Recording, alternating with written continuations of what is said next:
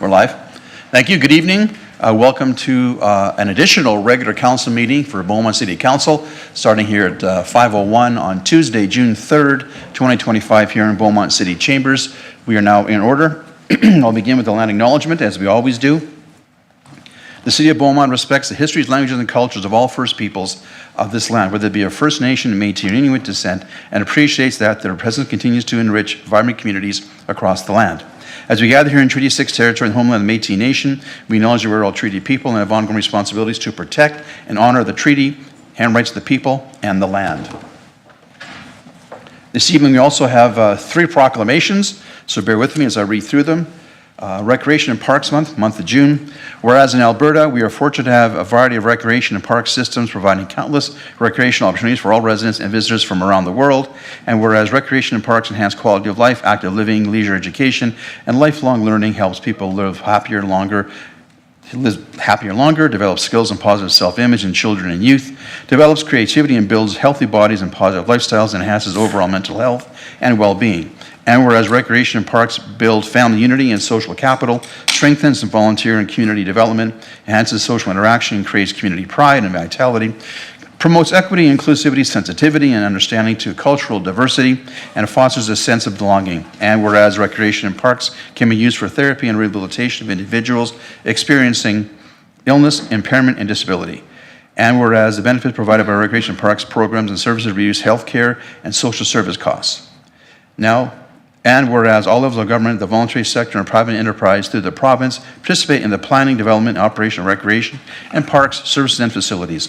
Now, therefore, be it resolved that I, Mayor Bill Danyluk, do hereby proclaim the month of June as Recreation and Parks Month, City of Beaumont, Alberta, dated 3rd of June, 2025.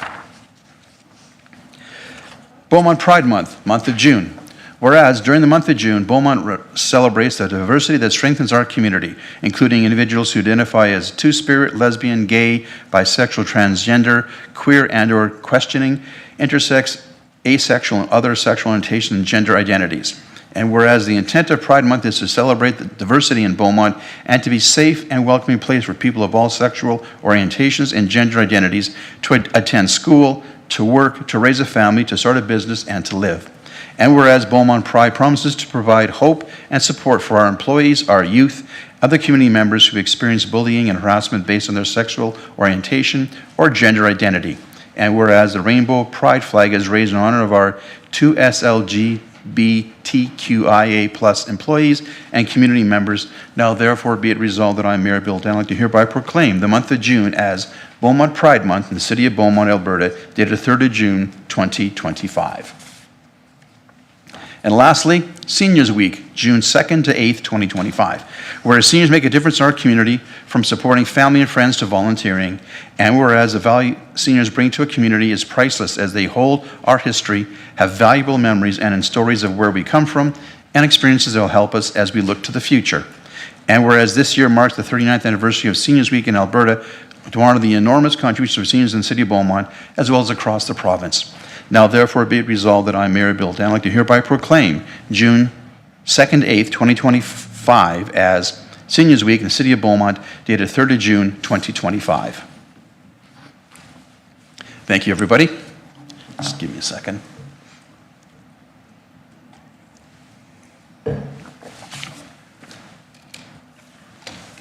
All right, next on our agenda is the adoption of the agenda. Madam Clerk, any changes to the agenda this evening? No, Mayor, no changes tonight. Thank you. Would you please put the agenda motion on the screen, please? Councilor Barnard, would you please move the council agenda, please?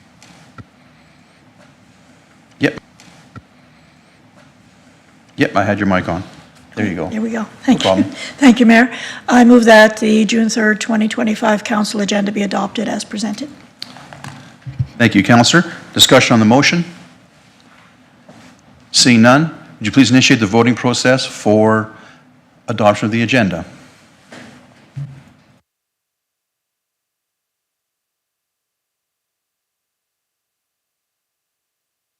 Thank you, Council. That carries unanimously, 7-0 in favor of the agenda. Madam Clerk, do we have any open forum guests this evening? Forum guests this evening. Thank you. Next on our agenda will be our consent agenda. Madam Clerk, would you please put the consent agenda on the screen, please?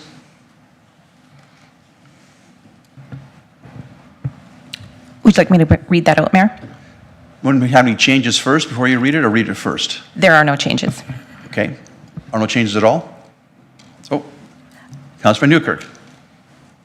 Yeah, thank you, Mayor. I'd like to remove item 7.5 from the consent agenda, please. Okay. Thank you, Councillor. 7.5. Are there any other adjustments? Councillor Penrod. Yes, thank you, Mayor. I'd like to remove item 7.3 from the consent agenda. Okay.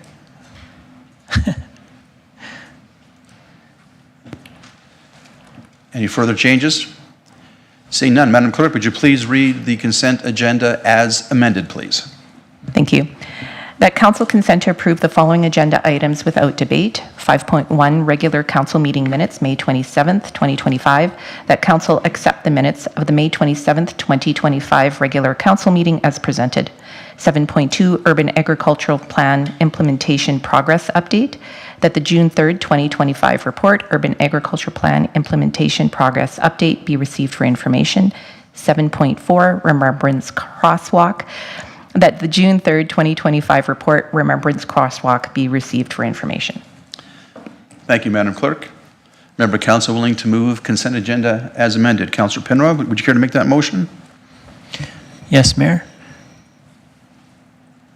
I move that the June 3rd, 2025 report, pardon me, looking at the wrong spot, but the council consent to approve the consent agenda as amended.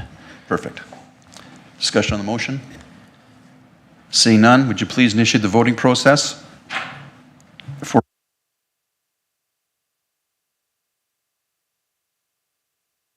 Thank you, Council. That carries unanimously, 7-0 in favor of the revised consent agenda. Thank you.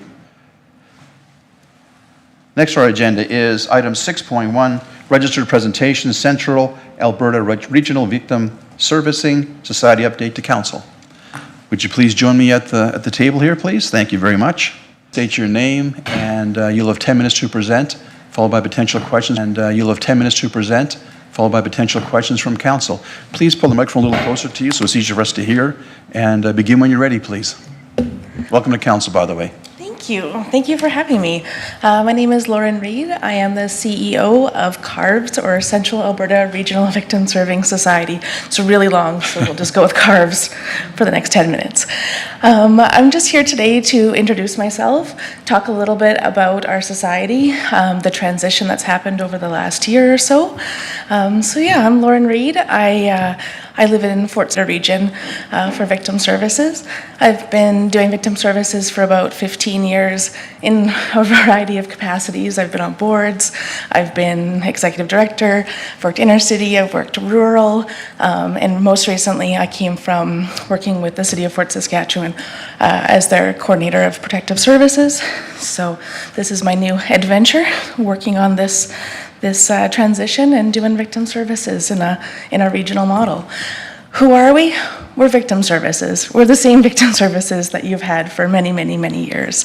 Not a lot of changes have happened, especially in the Beaumont area, but we are here to serve victims of crime and tragic circumstances. We are based out of the RCMP detachments and working closely throughout the community. I thought I'd give a little overview of our structure just to get an idea of what we sort of look like right now. So essentially we have an executive admin team that does HR or finance, those things. And then we've got a whole team of frontline navigators. And that's those last two pieces, and it shows exactly who is where in our region. Just to give a little bit of a visual of the area that we are covering. We go all the way west to Rocky Mountain House, east to Stettler, down to Innisfail, up to Morinville. We don't do Edmonton, we don't do Strathcona County, and we don't do Red Deer, but we do all the other RCMP detachments. So we have 21 detachments in our central region, Beaumont detachment area being one. Grand scheme of things, here's the other regions. So we're one of 4 regions that were formed in the last year or so. We're the little brown bit in the middle, and you can see how big the east and west and south regions are geographically. We are split up by the RCMP division, so we are part of Central Division, or CAD, as the RCMP calls it, and the other regions are aligned with the RCMP borders as well, obviously done by RCMP borders and population. Transition happened. We had, I'm sure you have heard lots about it over the last couple of years, but as of October 1st, 2024, we were fully in operations in Alberta.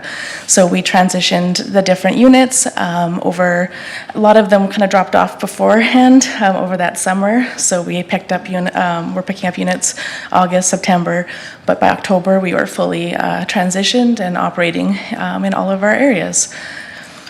What do? We're still helping victims of crime and tragic circumstances. We are getting information, support, and referrals to those who come to us. They can get referred to us by the RCMP, by a personal or individual referral, or by other agencies. We've even had referrals done by council members so far in this year, so you name it. We will take it. One of the things that we talk about are direct victims, indirect victims. Direct victims are when something has happened to them directly. Indirect are things like witnesses or family members of deceased, things like that. We help everyone, all of those people. We always say, no wrong door approach.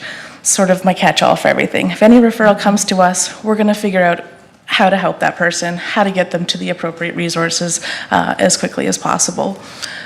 Our navigators who are in those detachments front lines, we have 1 to 4 navigators in any given detachment, Beaumont having 1. Right away, they're doing crisis assessments, they're doing emotional support, debriefing, they're giving those victims of crime the information, explaining their rights to them, explaining all the next steps. And then they move into court navigation. That's probably what I call the bread and butter of our frontline services. Any criminal case right now in our court system can take up to 2 years in court. So we stay alongside those victims for those 2 years. We're giving them court updates, we're explaining processes, we're liaising with the Crown prosecutors, with the RCMP, and really just trying to make it the least stressful and traumatizing that we can. So here's some examples of the things that we do. We also do after hours and crisis support. So the RCMP can call us anytime, 24 hours a day, and say, hey, we've got a situation, can you help us with it? And we will answer that phone, we will triage it, and we will do our best to get our team of people out there to help. Some of the things that we're dealing with, suspicious death, but also just next of kin notification, or deaths in general. Kind of say every death is suspicious until it's not, but these are the things that we're typically going into a crisis response to help with, and that's our frontline navigators, as well as our volunteer advocates. So we still do have a volunteer advocate program. We kept on most of the advocates that were in the old model, especially in this area, and they've just moved over to CARVS, and they're ready to help out, especially after hours and weekends. That is it in a nutshell. This is my elevator pitch. Essentially, we're still here. We're doing what we always have been doing. We are looking for advocates always. This is my pitch this summer. We'll be going around to the different municipalities and attending volunteer fairs and connecting with agencies that are helping with that, and seeing what we can do to boost up our volunteer advocates in each area. But otherwise, that's me, and I just wanted to let you guys know that we're here and that you can reach me anytime. But I would also love to answer some questions, if anyone's got any. Thank you very much. Appreciate that. So at this time, members of council have any questions? Councillor Barnhart, you have the floor first. I just have to say thank you very much. Thank you, Mayor. Thank you very much for coming, because I was wondering where you were. What's happening? Didn't have time to go looking myself. I'm sure I could have found it, but I don't think I'd have recognized the name unless I had the explanation to go with it. So I appreciate the information. Just a few questions, more because you may have included it here, but I didn't find it. Where does, Solely funded by the government of Alberta, solely funded by the government of Alberta right now. So part of the idea of the transition and going to the regional model was heavily involved around sustainable funding. So we are 100% funded by the government of Alberta through the Victims of Crime Fund. and you are housed in the RCMP?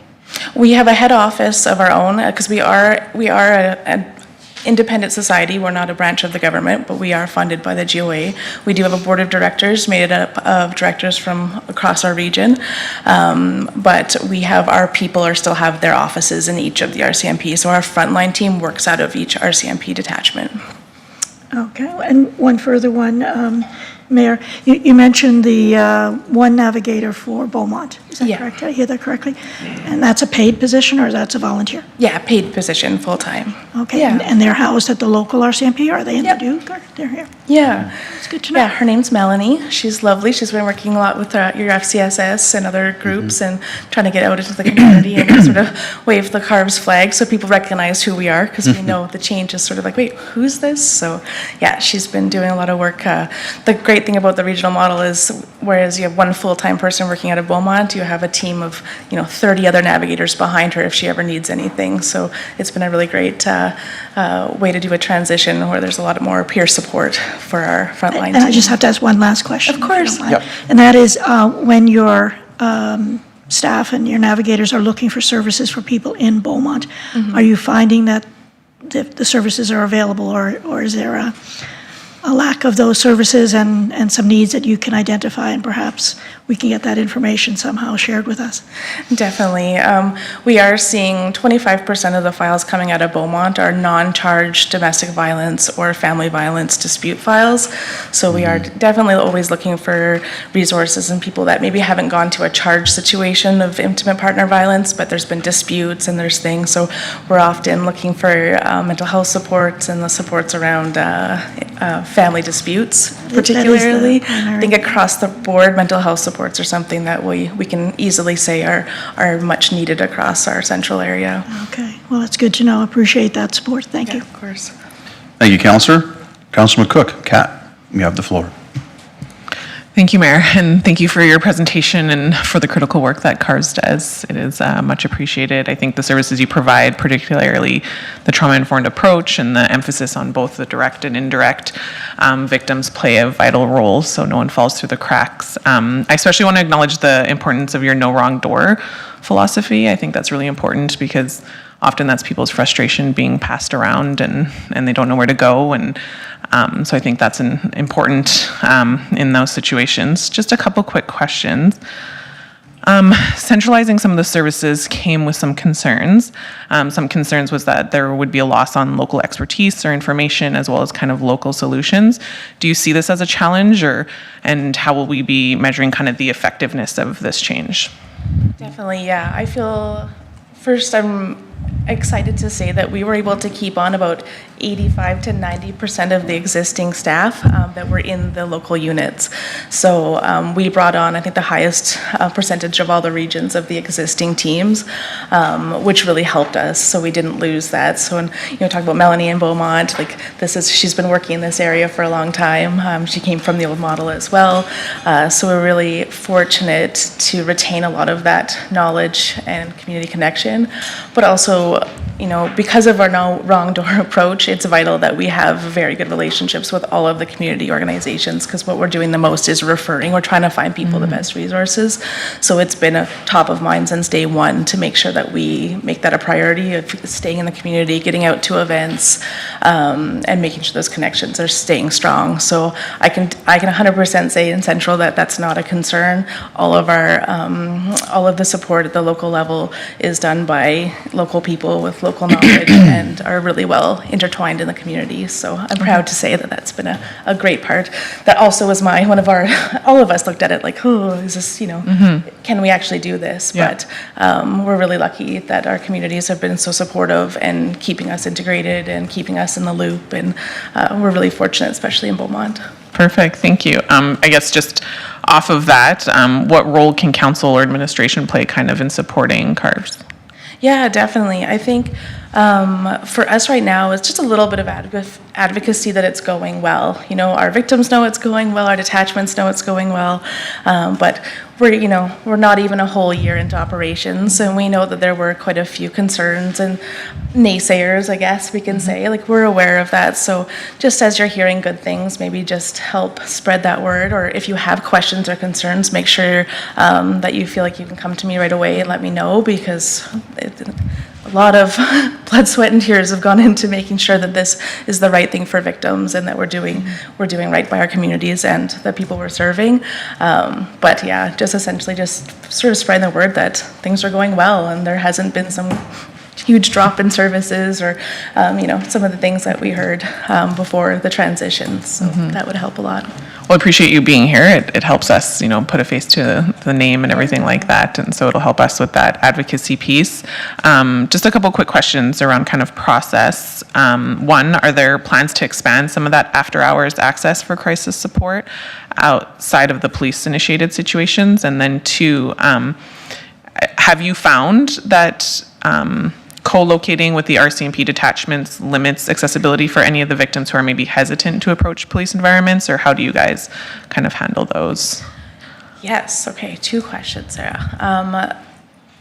I think as far as the access, yes, we always are aware that being inside of an RCMP detachment does create barriers for people accessing services. We've actually reached out to the local library and they've offered us if we ever need a space to meet outside the detachments. We've made some really good connections that, so that we have alternate meeting locations for people if they're, feeling a little bit uncomfortable. But it can definitely, I think, like looking forward, we're definitely looking to see if that is the right fit. Should we have sort of a satellite office, maybe somewhere that's, a little bit easier to locate? Definitely keeping that in mind. What was the first question? Just plans to expand some of that after-hours access for crisis support. To be completely honest, that's I'm calling it a bit of a bonus service that we're doing because we know it's important to the community. It's actually not part of our funding model right now. It is a service that we are doing. We're stretching ourselves a bit thin, so we're kind of looking at the numbers, really watching that data, seeing how it's used. If there's a need, then yes, we're definitely open to that. We see it as a historic piece of, victim services supports that is important, but we also need to see sort of what it's being utilized and if we are the best people to be doing that. But so far, we're happy to keep that going, and we've been really lucky to get out to many calls in this area and be able to attend in person. But it is going to be heavily reliant on volunteerism, which makes me a little bit nervous. Yeah. Volunteering right now is tough kind of across the board for everyone, but appreciate you coming in, appreciate all the work you guys do. Thank you. Thank you, Councillor. Councillor Telebus, Nathan, you're up. Perfect. Thank you, Mayor. Thank you for the presentation. I really want to, I guess, express my appreciation for what you do. Obviously, there's, right here, it says making a difference, right? Enabling victims to make informed decisions and choices. So again, it's so important that there's services like this available for those that need it. In saying that, obviously, if an individual is dealing directly with RCMP, there's a referral process, and that's an easy way to access this service. But how about if you're not dealing directly with RCMP? What's the best way to get a hold of your team or Melanie, for example? How would someone go about doing that? Yeah, definitely.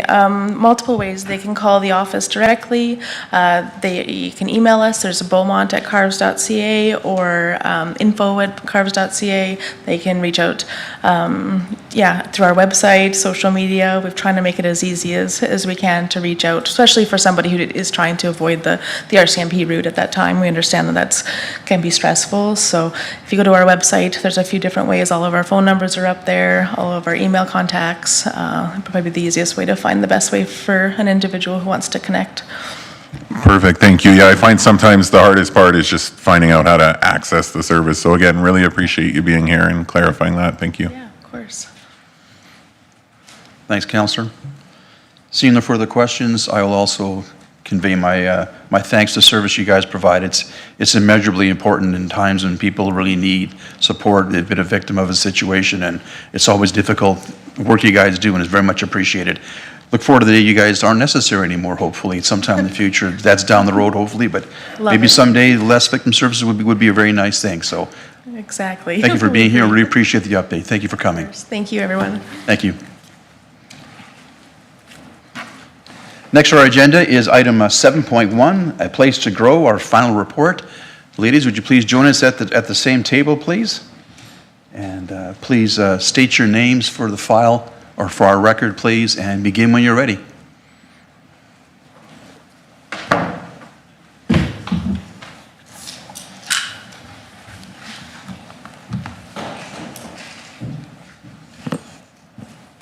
Hello, thank you. Thanks again for the time this evening. Yes, so my name is Martha McClary. I'm a public engagement specialist with BNA Studios, and my partner on the project, Katie Souls, from Souls and Company, also on the project leading the engagement. I'm just going to make sure this was great with the city's finance team to engage with citizens on how they would like to see the city to continue to grow its services. The goal for A Place to Grow was to engage citizens on their priorities for how to grow city services, and then the subsequent part of the appropriate financial strategies to activate these services. Since our first meeting with Council in November 2023, we have undertaken engagement with hundreds of citizens and further defined the engagement content with support from the finance team. And today we're pleased to discuss the project outcomes. Our project objectives have remained consistent since the start of the project, and today we'll report back on these three objectives, which included affirming citizens' priorities for growth, a sense of citizen willingness to pursue different funding and activation methods, and finally, the creation of tools that can be replicated and adapted for future engagement initiatives. This conversation required a balance between broader public conversations and targeted smaller discussions. During the engagement program, we attended community events where we interacted with hundreds of participants and hosted online surveys to get a wide breadth of responses. And then also to take the conversation further, we coupled that broader public meeting format with focused discussions with key stakeholder audiences. These smaller format meetings provided rich discussion and enhanced the feedback received through the larger public initiatives. Throughout both formats, we learned that the community was easily able to provide their input on the topic, and they were eager to engage on their hopes for the future of their community. For example, we consistently heard that there is strong support for prioritizing recreational activities. Lots of discussion was readily made on that topic. During the smaller group meetings, we were also able to have deeper discussion on how citizens want to fund these priorities, which, as we will share later in the discussion, had participants much more reflective and slower to respond on this more complex topic.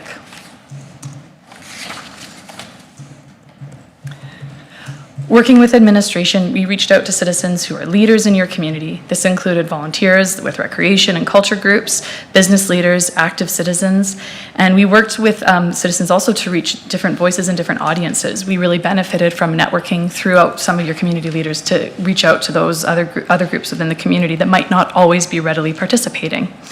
We worked really hard to design events that met citizens where they were at. And we also do want to take a minute just to acknowledge all the participants that came out to engage, as many of them were volunteers and balancing many community responsibilities.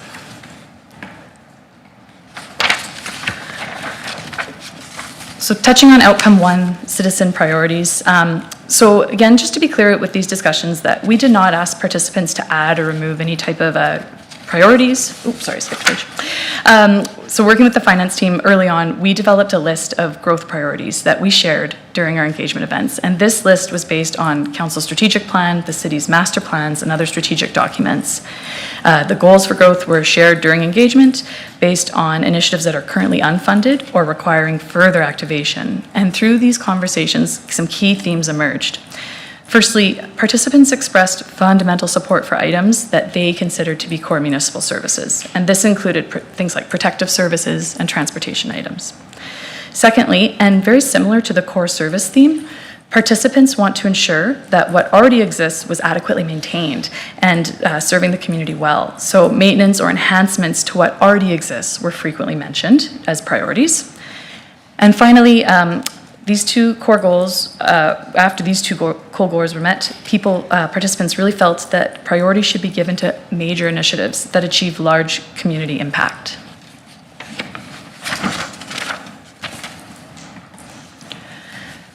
Continuing on with citizens' priorities, outcome 1. So just to be clear, again, the discussions that we had with participants did not ask people to remove any priorities from a list. We were really clear that everything we were discussing was being pulled from an endorsed or approved plan or strategy.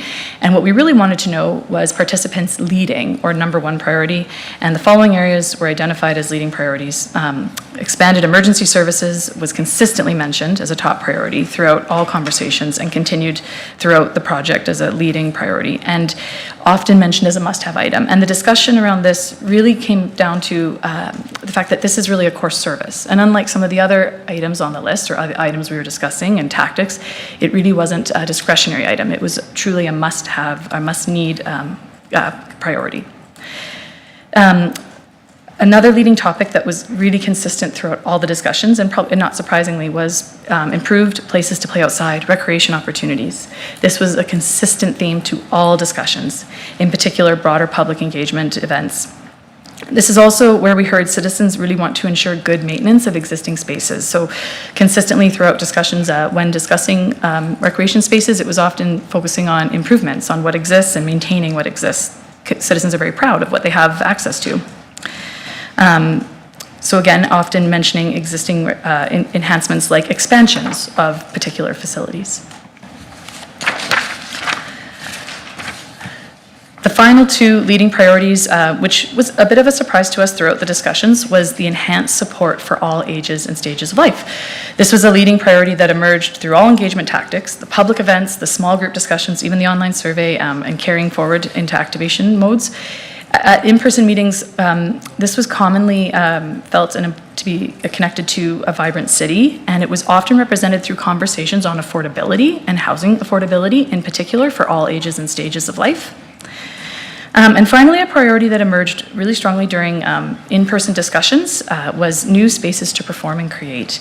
And often this was seen beyond just an art space, it was really seen as a space that provides a wide variety of programming opportunities for many different ages and cultural purposes, and often seen as a current gap in current offerings. Outcome 2. And citizens' opinions on funding. So the second part of our discussion, after asking participants about those must-have priorities, was then having citizens reflect on how to fund or implement these priorities. And not surprisingly, while it was really easy to engage on community priorities, it was harder to have the participants consider the tools to activate this growth.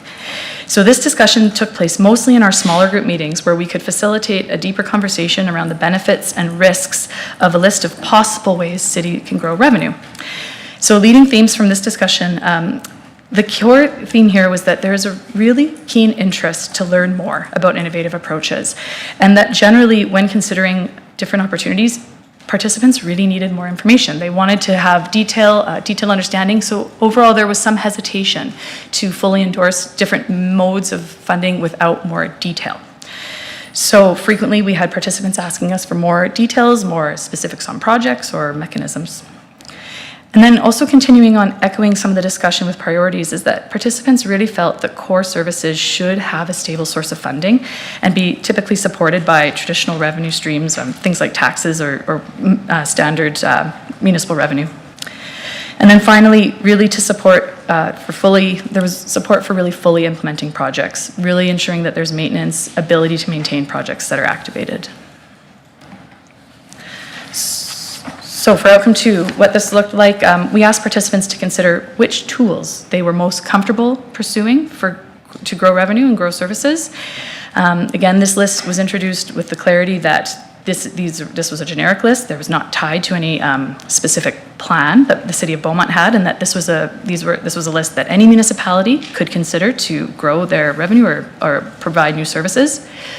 Most popular choices were reducing costs through finding efficiencies. So this looked like opportunities for joint use facilities, opportunities to merge, bringing on new services by merging multiple services in one space. But people also understood that this might not always be easy to implement and was very circumstantial just depending on the opportunity provided. Number 2 was to consider sell or redeveloping city assets.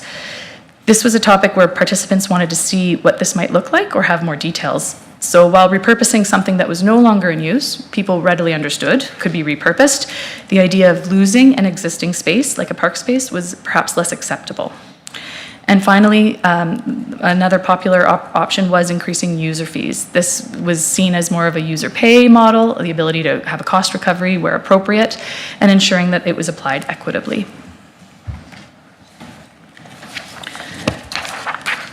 Least popular opinions on funding choices.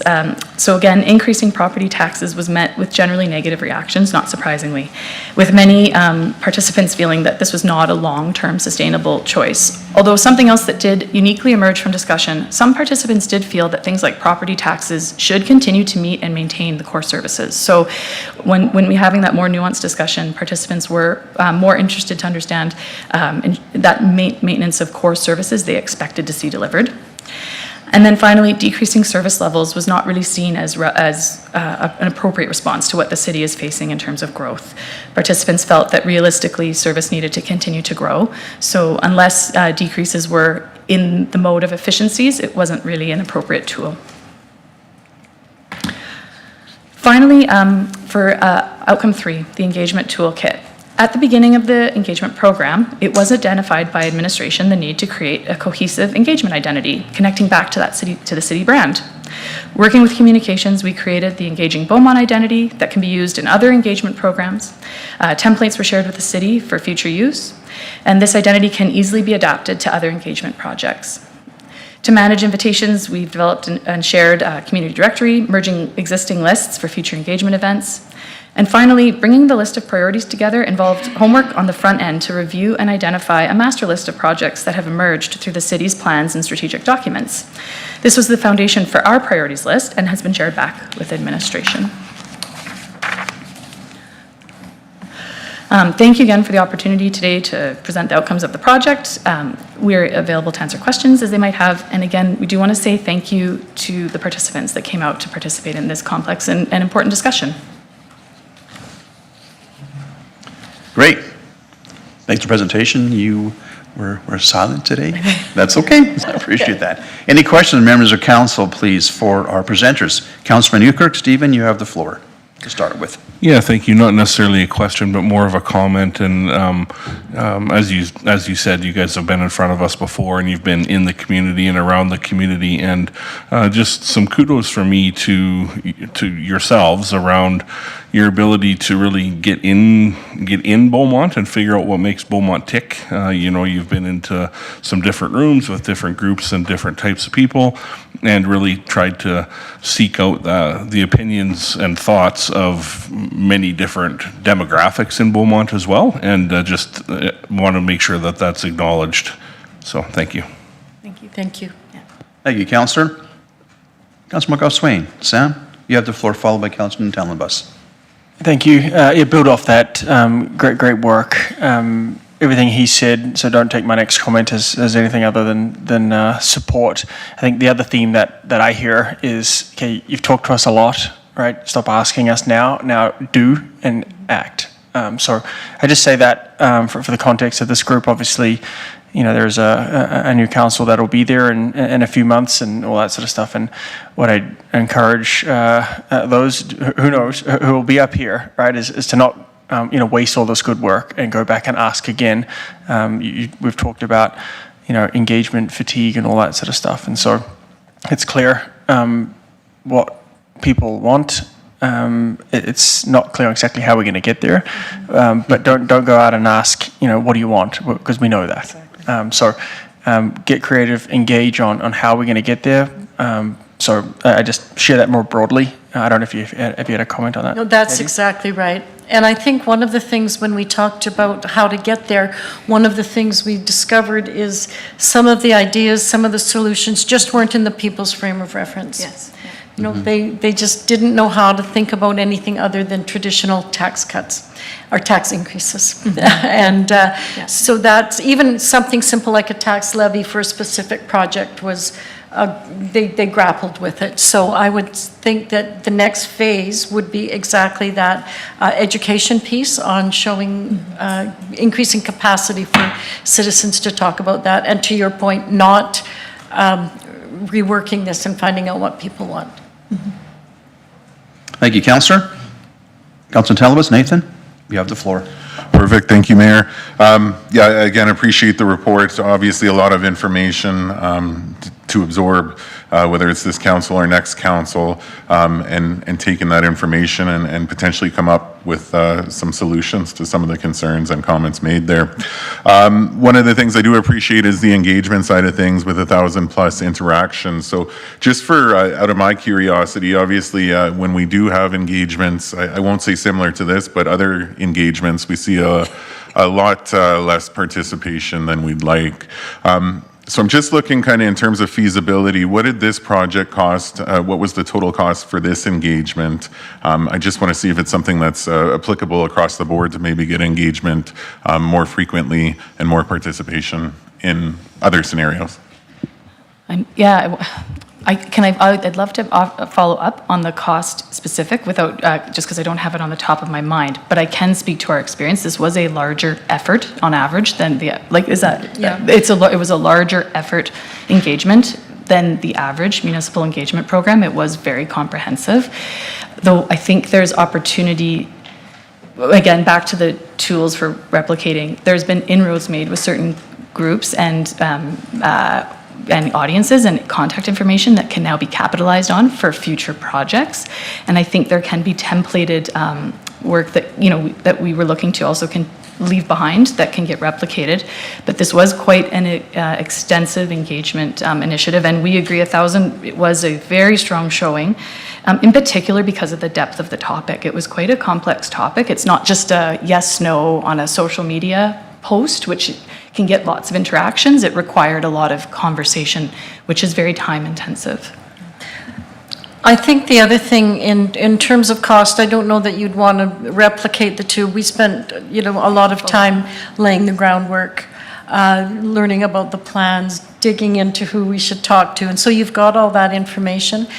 I think Beaumont just has so many amazing events already, and that's what helped us get our numbers up. We were at Light Up Beaumont, we were at Family Day, we did kind of on-the-street interviews, and that was really, really beneficial. And then people that saw us at those events would come to the community conversations. So, and that's something that your team on any engagement topic could replicate. Perfect. Thank you so much. I do appreciate all that. And again, choosing those activities and events obviously helped with those interactions. I'm hoping someone from administration might be able to provide just the cost for this project. Just curious if anyone is able to do that. Let me get your microphone on there. Yeah, you're good, Ollie. Yes, I don't have that number right in front of me. I've been thinking about the ballpark, but I, of course, don't want to state that incorrectly. I can certainly follow up and get that number to council. Perfect. Thank you. Thank you, Councillor. Appreciate the comments and the question. Councillor McCook, Kat, you have the floor. Thank you. Echo, obviously, a lot of what my fellow councillors have said. I think there's a significant effort that went through engaging our community with this, and that's very much appreciated, especially the feedback from numerous touch points, including youth, seniors, vulnerable populations, and that really shows the value placed on meaningful civic participation. As a councillor, I think I also appreciate how this initiative is helping us shape a more transparent, sustainable, but also collaborative approach forward, which I think is really important and what our residents are asking for. Not sure if you can answer this, but as you mentioned, our plans, kind of moving forward, we need to look at, how we will engage people and educate people throughout kind of implementation as well, especially as hard trade-offs become necessary.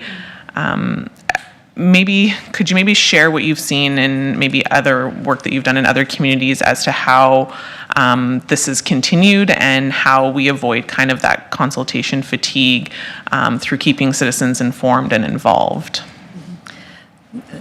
Thank you, Councillor. And just to acknowledge, I don't know if you all remember the very first meeting you had with us, and you gave us all some very good advice on who to see, and we sought out those old Beaumont people as well as the new ones, because there are different perspectives. lot, yeah. And so just wanted to thank you for that. One of the things we've seen in other communities that we really contemplated for here was a specific symposium or a panel discussion or something where experts are brought in and people who love to talk about funding, and they love to talk about creative accounting options, and they love the whole financial side of municipal planning. Have those people come in, educate all of us, and then fan out from there so that we have a base of knowledge that we could talk about. So that would be one thing that I might consider doing that we've seen done in other municipalities. Awesome, thank you. Also, just quick, were there any specific gaps in engagement, either demographics or neighborhoods, that we didn't hear enough from? And then how might we kind of improve some of that inclusivity in future consultations? I think the gap that we saw was the gap we see in every community, and that would be young men between 25 and 35. Thank you. Thank you very much. Thank you, Councillor. Councillor Barnhart. Kathy, you have the floor. Thank you, Mayor. I couldn't help but chime in. I know all of the comments I agree with, and I definitely don't have specific questions because I know the action is something much more complex than any of us know the answers to. But I just wanted to underline one of the findings, and maybe you could add any color to it that you can, about the discussion on enhanced support for all ages and stages. Because I did find that particularly interesting. Wasn't expecting to hear that. And in particular around some of the discussions we've been having in our community more widely around housing affordability and finding new options for housing. I wonder if you could just add to that a bit about who and how you found that out. Yeah, we also found that to be a bit unique because, of course, we're following local news and some of the local initiatives. And what was unique is it wasn't just emerging at our in-depth small format meetings, it came out at our large public events as well. It was at times hard to, one gap would be is to connect what the participant meant in terms of all ages and stages to the initiative. Often in our in-person meetings when we could dive deeper, it really did connect to housing affordability and people being able to ensure that they can age in place and that their young family members can continue to live and thrive in Beaumont. So really to consider a diversity of housing. Of course, within the spectrum of this project, or the scope of this project, we didn't get into all the details of the levels of housing spectrum, but it was interesting because it was related to housing. In the broader public engagement, it was often in terms of equity and well-being and ability for people to thrive, and it would be nice to tease that out more. And I think that would be also an example of, again, back to the symposium idea, to give more information about some of the great master plans and strategic documents that exist within the city around the age, aging and some of the other programs that you can share with the community, so they can have more knowledge to share specifically what they meant by that. Yeah, and I think it did run the gamut from, certainly the affordable housing model was part of it, but really it was how do we keep our young people in Beaumont? Yep.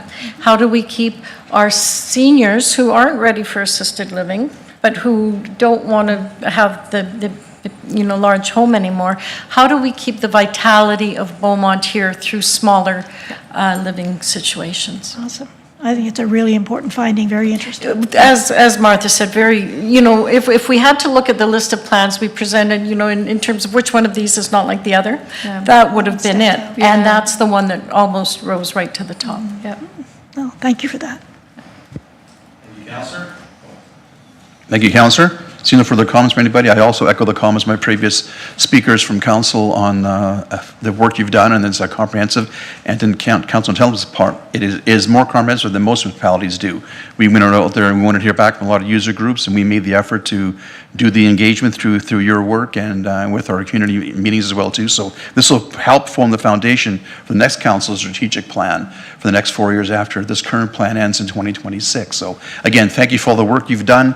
Really appreciate it. And thank you for being here this evening for the last time for a while. So Thank you. Thank It's you. it's just been a joy. Thank you very much. thank you for your work. It's been very well received. Thank you to administration as well. We appreciated the collaboration.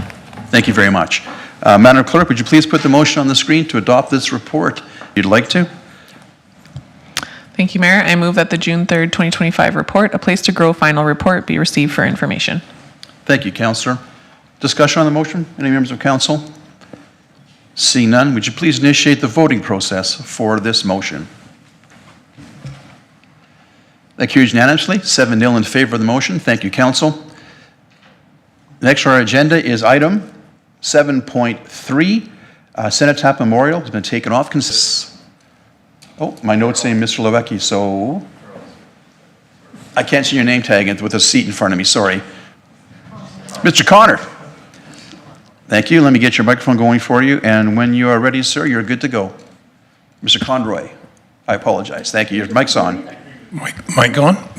Yeah, good evening. I'm Charles Conroy with the Infrastructure Department Project Manager, and you've got the report before you, so if it pleases you, I'll just go a brief overview. The City of Beaumont is moving forward with the design and construction of a Cenotaph Memorial to create a permanent space for community remembrance. The project is part of the 2025 capital budget and has a total approved budget of $180,000. The key points in the report, we've landed on a preferred design, which is a raised monument featuring a sword and Canadian Commonwealth War emblems. And these were chosen for their symbolism, durability, and it allows space for future inscriptions. The recommended location is the traffic circle at the Beaumont Sports and Recreation Center. This area is selected for its visibility, accessibility, and proximity to existing flagpoles and memorial event areas. Additional features, a Remembrance Day themed crosswalk is also being proposed for the same location. So this will be in conjunction and adjacent to the memorial. Timeline for this project, the fabrication, we've have long lead ups for that, 4 to 6 months on an optimistic side, once we decide what inscriptions we're going to put on it. So this is potential to extend the completion into 2026. And the maintenance components estimated $7,500 annually starting in 2026. Part of the selection of and decision-making process, we had community engagement with the Royal Canadian Legion Branch Number 108, the Beaumont Recreation and Culture Advisory Committee, and the Beaumont Historical Society. And their feedback was used to shape both the design and the location of the memorial. And that sums up the overview of. I'll open it up for questions. Yep, thank you very much for your presentation and the information presented in our report. Councillor Penrod, I'll come to you first. If you took it off consent, you have first to speak, please, when you're ready. Thanks, Mayor Daniluk, and thank you, Mr. Conroy, for the presentation. I won't claim credit for this project because that's not how these things work. I think something that I can say is that both Councillor Natellenbas and I heard during the by-election campaign lead-up that this was actually a project that had significant traction in the community, that people would like to see for a variety of reasons. Beaumont finds itself as one of the only communities around that doesn't have a memorial object like this where people can gather. We've also have it identified in several of our strategic plans, several of our high-level plans that our community needs more places for folks to gather and share interactions that builds community as we continue to grow rapidly. So mostly me pulling it off consent agenda is just because this is the first opportunity we've had since budget time to review your progress. So I wanted to take the opportunity to thank you for your work on this. What you've presented is not what I envisioned, but that's a good thing. That's how this process should work. More people have been brought around the table. I'm really edified to hear that the Legion has been consulted with. They're going to have way better ideas than I would have had as far as the design of this and ways to make sure that it holds up and stands the test of time. And glad to hear that it's made the rounds through our advisory committee as well, who I think had, well, I'll frame that part in terms of a question. So I'm a bit surprised by the suggested location. Your report speaks to it, but maybe you could just say a little bit more about why we're choosing the little kind of island. And I think the picture that's included with the report isn't very clear, so I'm just, correct me if I'm wrong, but I'm assuming this is the island that's about 20 to 25 feet in diameter, that forms the center of the parking drive-through in front of the Beaumont Sport and Recreation Center. Is that correct? That's correct, yes. Okay, so I was a little bit surprised at that initially, but your report makes some kind of helps me to understand how we got there. The thing I was most surprised about is it doesn't seem to be an ideal place for people to congregate. Checks the box big time as far as is really visual, like people in the community are gonna see it all the times. And I think it's a great, makes a lot of sense that it's situated where people are coming for our annual commemoration of Remembrance Day, which is an event in our community that's growing by leaps and bounds and is held at the BSRC.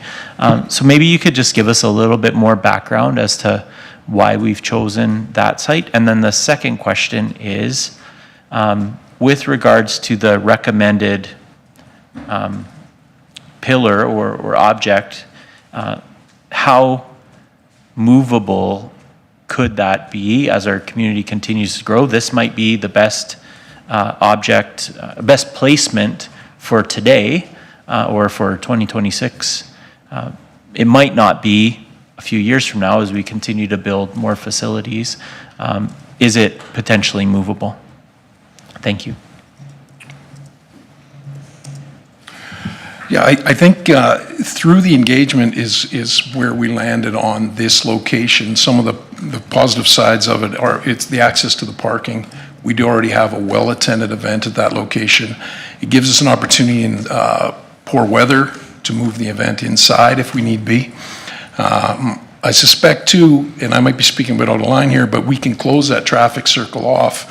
There's still access at the north end of the parking lot, so you could gather people not just on that small grass area, I think like your concern is, but you could actually fill in the driving lanes as well with attendance to the event. We got the flagpoles in the background, so just, combining these factors, I guess, is why this landed, and and other available space. Okay, and I'm just getting feedback here from my colleague to the right that this is a permanent structure. So this would be permanent if we located it in this site, no ability to move it in future? That's the feedback I'm getting, yes, currently. Okay, and I guess the last comment that I'll make is I do like the creativity that's gone into, I know it's on the consent agenda, but the Remembrance Crosswalk, I think it's a neat idea that administration has come back to kind of combine these two projects that could give both of them more kind of visibility, and by combining them, I think it just gives the spirit of each a lift. So I appreciate the creativity that went into that. That's all my questions for now, Mayor. Thank you, Councillor. Councillor Monkhouse-Swain, followed by Councillor Telebus. Sam? Thank you. Really appreciate the report. I too was surprised at the location, so I'm not going to question it. I'm just asking for some help on how to answer the question. I think it makes all the sense in the world for one day, where we, on November 11th. But I think you'll hear from a lot of feedback from people that we should be remembering this 365 days and the sacrifice every day, every year. And so the question that's going to come to me is, if I want to go and visit this, I've got to walk across the road. Just a little bit awkward. How do I get there? Can I go there in the middle of it? And so I get on Remembrance Day. That'll be shut down and that'll work well. But how do I answer that question when, why do we put it in a place where you've got to, cross a road where there's lots of cars and traffic coming in all the time? How do I respond to that? I believe currently there is a walkway across there. But doesn't the island already have a sidewalk across it? Sorry. Mr. Lewicki, did you want to? And it doesn't have to be now, like, I get the mayor to, just some help for us when this rolls out, like, that's the question that's gonna come to us straight away. So, yeah, right now, in order to get to it, you'd have to walk across a road. through the mayor to Councillor Monkoff Swain, that it's not a road, it's a drop-off area, but yes, you would have to cross that piece of asphalt to get to the traffic circle. Part of the concept was that there would be an option for that Remembrance Day crosswalk if that is something that council would like to proceed with in the future. But yes, it is a drop-off parking lot area. It's not necessarily a roadway, but yes, they would have to cross that. They would have to go there. Another factor that came through in the engagement was the visibility. And I think when you mentioned this isn't a one-day monument, the fact that anybody going to the BSRC is going to see this every time they come in, and they're going to pass it, and they're going to think about it. So I think that was part of what came out of the engagement feedback, was that people are going to see this, and they don't necessarily have to walk up to it. They're going to see it as they drive up. They're going to have a thought about it. It's going to be prominent. It's going to really add appeal and a remembrance aspect to the BSRC in general. Yeah, and Thank you. Sorry, Sam. CEO Schwartz wants to jump in on that one before I go back to you, Sam. Yeah, thank you very much, Councillor Monkoff Swain. I get the question. Why don't you leave that with us? I think these line of gentlemen in front of me here will be able to figure something out. Maybe it's signage, maybe it's redirection, but yeah, thanks. We'll get some messaging back to you. And to be clear, I apologize if the question came across as I was opposed to it. I'm good. I know that question's going to come, and I don't have a great answer for it now. So just help me with that answer. So not critical of it at all. Just help us understand that one piece. So I'll leave it with you. Thanks, Mike. Thank you, Councillor. Councilman Talabas. Nathan, you have the floor. Thank you, Mayor. I just want to echo, I guess, the same concern that's been raised just in terms of placement, but more so the surface area that's available to attend this. I see there's also going to be some planters installed as well, which will further reduce the surface area for people to be able to attend that area. I'm just curious if you have the dimensions handy for that area. Like, I know Councillor Penrod had thrown a number out there, but what is the actual size of that circle? So yeah, we're going to have to look that up. We don't have the exact dimensions in front of me. Would we be able to get back to you with that information? Yeah, that's fine. I do also just want to raise a concern. As mentioned, yes, during an event, we can shut down that access. Kind of looking at the map here without actually being there, that would shut completely down access to that parking lot. Even accessing the front side, you'd have to go the back side, correct? If we're shutting it down, because that roundabout or that loop would be required to be accessed to get to the parking lot?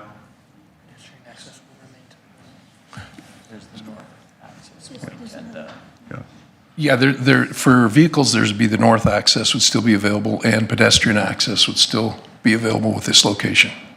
Okay, perfect. And again, 100% support, obviously getting this in place. But last question would be, what would be entailed to potentially switch the location so we're not dealing with this down the road as we continue to grow as a community, and obviously that surface area remains the same size?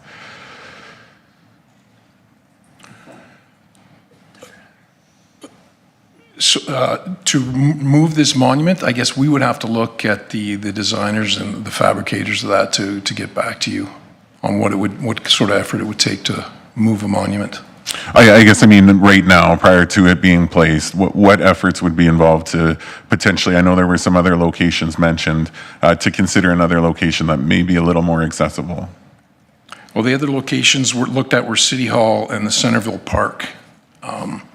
And for the reasons, again, with the engagement, we found that this was the best location. I think you'd run into, issues at the other two sites as well. Parking would be one at the Centerville Park. I don't think there's, so that would be a challenge there. And also with weather, it's, again, I guess getting ahead of myself, with the engagement and with the reasons we gave here, I think the trade-offs, although maybe might be some issues with crowd gathering around it, it still comes out on top as the most preferred location. Okay, fair enough. Thank you. Thank you, Councillor. Councillor McCook. You have the floor, Kat. Thank you. Is it common for monuments like this to be movable? Is that something in other communities that they do, or? My understanding was these were normally stationary. I think I was misinterpreting what he was asking. He was asking us for another selection, another location, not a transportable monument. I would suspect just by the nature of the monument and the gravity behind them, that they're not meant to be portable or mobile. They're meant to be a monument that stands the test of time. That was my understanding as well. I understand. I think since we have had our Remembrance Day ceremonies at the BSRC, it does kind of make sense. And if we do end up moving them outdoors because of space restraints, there is the larger parking lot there. I get the initial like, oh, why there? But I think for a lot of the reasons that you listed, it does make a lot of sense for capacity and all that stuff. And as you said, I think communicating with the Legion and having their input is really important as well. And it seems like you guys have done that. So thank you. Thank you, Councillor. Councillor Newkirk, followed by myself, and then we'll go to the vote on the report. Yeah, thank you. Councillor Maker? Yeah, for myself, when I was reviewing this report and preparing for the meeting, one of the things that struck out to me is how wide and broad the engagement was on this to begin with, right? So we've been through, internal renderings, internal with administration. They've been through the Rec Culture Advisory Committee, the Legion and Leduc and the Historical Society. So I was pretty confident that all the pros and cons have been batted around, and that if ever there was groups to make this decision in the community, I think we have 3 green emoji check marks on that engagement for this project. So for me, I share the same concerns that have been raised tonight, but I'm pretty confident in the location and where it's gonna land, and recognize that there's no perfect spot for it in Beaumont right now, right? This is a make sense piece for us now. Movable, sure. I guess it's just money, right? Like everything's movable. If you want to unearth the whole thing and move it somewhere else, you could. The fact is movable isn't really a question. It would be redoable. That's the question that it would be. So, if you move something that's 15 years old, you're gonna really, you're in redo territory, not move territory. So, for me, it's not much of a consideration, and I thank administration for all the work that's been done on this, particularly on the engagement to get here. So, thank you. Thank you, Councillor. Mr. Conrad, just speak? Oh, sorry. Oh, looking at the wrong message, pardon me. My own comments simply are a couple things. My first thought was the location was interesting, but I understand completely why we're doing it. And I spoke to a couple of veterans over the weekend about this location idea, and they were all for it, especially the fact that the biggest reason was the fact that it's highly visible and many people will see it. And Mr. Lebicki mentioned that they'll see it and they'll think about it for a moment. That's a big part of why it's there. I'm happy with the location based on the report and that feedback from veterans directly. 2 veterans I know very well and respect their opinion. They thought it was a great location. Centerville is nice. It's highly visible too, of course, as is the rec center, but parking's good, and Remembrance Day especially will be great to congregate there and into the future. And I'm very pleased with the recommendation of the Remembrance Sidewalk to be attached to it, another highly visible addition to the memorial. So I'm very pleased with that too. So with that, we're all done talking about it. So Councillor Penrod, I'll come to you for the motion on the report. Madam Clerk, would you please put the motion on the screen, please? Motion when you are ready. Motion when you are ready. Thanks, Mayor Daniluk. I move that the location of the cenotaph as recommended in the June 3rd, 2025 report, Cenotaph Memorial Update, be approved. Thank you. Councillors, do you wish to speak to the motion at this time, or? The only thing that I'll say in addition to what has been said in my previous comments were one of the things that brought me around to the current location that as recommended is I realized as I was imagining this project, I was imagining my family and folks like us using it. Who I didn't think of were seniors and people with mobility issues. My family would have no trouble riding our bikes across town to go to wherever the cenotaph is. Some of the folks that we may want most to use this facility when it exists are folks who may have some mobility issues. And I do have some concerns yet around how we manage the traffic in that area to make it an area that's movable year-round or usable year-round. But they're not insurmountable, and I trust our team who've come up with a good plan to solve those problems as they come up. So I'm wholeheartedly in favor of this motion. Thank you, Councillor. Thanks, Mayor. Councillor Talabas, do you wish to speak to the motion? Yes, thank you. I just want to state, obviously, 100%, 120%, I support the cenotaph itself, but I'm just not 100% on this location. So that's the only reason that I will be voting against this is for the location itself, obviously not the cenotaph. Thank you. Thank you. I appreciate that clarification because that would make sense to clarify that from your perspective. I appreciate that. Thank you. Seeing no further questions, any more discussion on the motion at this point, please initiate the voting process. Thank you.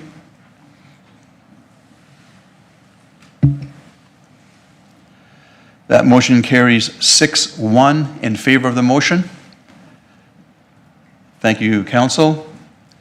Next on our agenda is item 7.4, remembrance, I apologize, 7.5, LaPointe Ball Diamonds. Mr. Conroy, I believe you'll be speaking to that also? Project manager. And as previously, I will give you a brief overview of the council report. The City of Beaumont initially planned to build a new small baseball diamond at J.E. LaPointe School. However, due to budget constraints, site concerns, and feedback from the user groups, the original plan has been revised. The original plan was for a full baseball diamond with shale, fencing, and benches. The challenges were the estimated costs far exceeded the approved $50,000 budget. The actual pricing that we received was in the order of $450,000 to $500,000. And the second challenges were the concerns from the Beaumont Soccer Association, the school administration, about losing available recreational space. So we're proposing a revised plan, which is to install a backstop and lockable storage bin, allocate the rest of the area as flexible recreational space for multiple uses, for example, soccer and school activities. And this revised plan fits within the existing budget, and the stakeholders are aligned with the revised scope of work.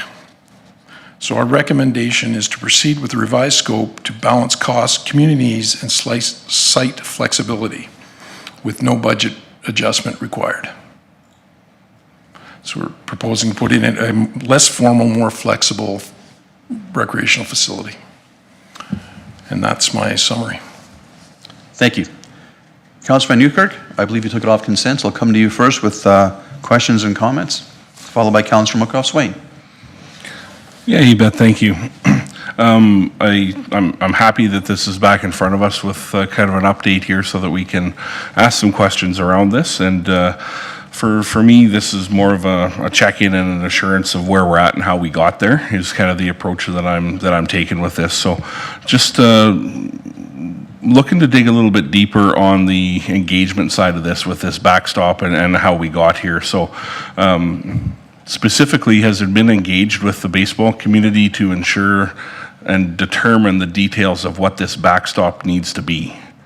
How high, what panels, all that kind of stuff. Have you got into that level of detail with the user group so that, you know, where I'm going with this is I don't want to hear once this is constructed that administration didn't talk to us, or the backstop isn't the right size, or it's not the right height, or it's not wide enough, or whatever, right? Like, so how have we got to this point to be able to draw on the diagram this size of a backstop?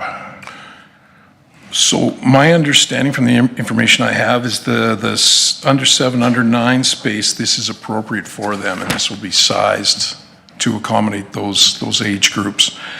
They like the new location because it's a well-established field, and it'll be welcome addition to their BMBA program.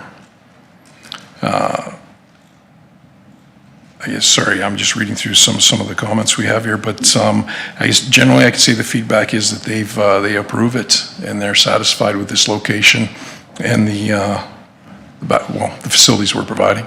Yeah, no, and that's just kind of the assurance that I wanted to make sure was spoken about here. Is there, there has been engagement with the baseball community to get here, right? I just don't want false expectations to be, out there among the user groups and, have comments coming back, right? Like if we've talked to them, spoke to them, figure out what's needed, and that's what we're doing, that's where we want to be. Next piece here, you did talk about benches, and I am aware, you can only do so much with what you got, but if we've got 50K and right now we're just putting in a backstop and a bin, do we not still have some money there to put benches on either side? Because what I would see is that benches are, help to further define the space, and anyone who has worked with 7 to 9-year-olds knows that a bench is a helpful tool. We have priced out benching and other provisional items.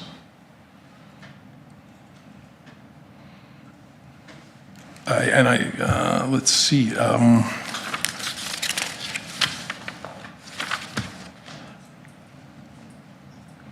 Sorry, my fault. I do not have benches priced out for this time. That's okay. I can say for the backstop, it alone is $15,000. So these products come in at very pricey. And there's also going to have to be some earthwork and stuff done that's not just hard structures, but also site prep as well.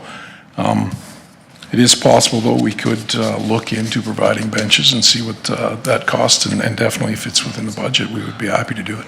Yeah, and that's kind of where I want to leave it. Like, I don't want to presuppose, a motion for X number of dollars to make sure we have benches, but, from myself, and I would be surprised if council didn't nod in support, it's like, if you can get benches in there, that's going to be a piece that's pretty required.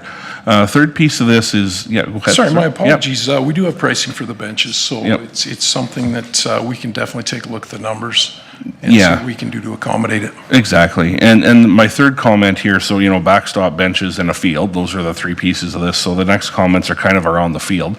And you alluded to earthworks and such, right, around the backstop and maybe for the benches and whatnot. But one of the things that also is probably an issue in that area is the overall condition of the field, right? And although we may not have all the dollars right now to start doing improvements in that field, there may be some lower dollar things that could happen as part of this project, in preparation for it. Run the aerator through some fertilizer down, get some seed down. Everything need not be engineered to the nth degree when we're trying to put this together. So, I'm just leaving those as comments. I'm not telling you how or what to do. I'm just saying overall we have an opportunity this growing season to do something, spray weeds, whatever, to start preparing, because this isn't going to be usable space till next season anyways, right? So I really want to make sure that we're being as proactive as we can while we have summer students, while we have equipment out there to look for synergies, to look for ways to, send the spraying crew in or add them on for an extra day for a lower price rather than another trip. I really want to see some of that brought forward here into this project to help it along, because ultimately the 7 to 9-year-olds are the ones that benefit from it. So, yeah. Absolutely, we'll take that. Yeah, thank you very much. Thank you, council. Seeing no further comments, I'll entertain then a motion from council, once again on the screen, based on the recommendation in the report. Would you care to make that motion? Yeah, that'd be great. Thank you, Mayor. I would move that the recommended revised scope of work as provided in the June 3rd, 2025 report, J.E. LaPointe Ball Diamond Project Update, be approved. Thank you, councillor. Would you speak to the motion, or you've spoken enough? Sorry, not enough, you've spoken what you wanted to, anyhow, you know what I meant. It's a long day already today. Any other comments, members of council, or any debate on the motion? Seeing none, would you please initiate the voting process for this motion?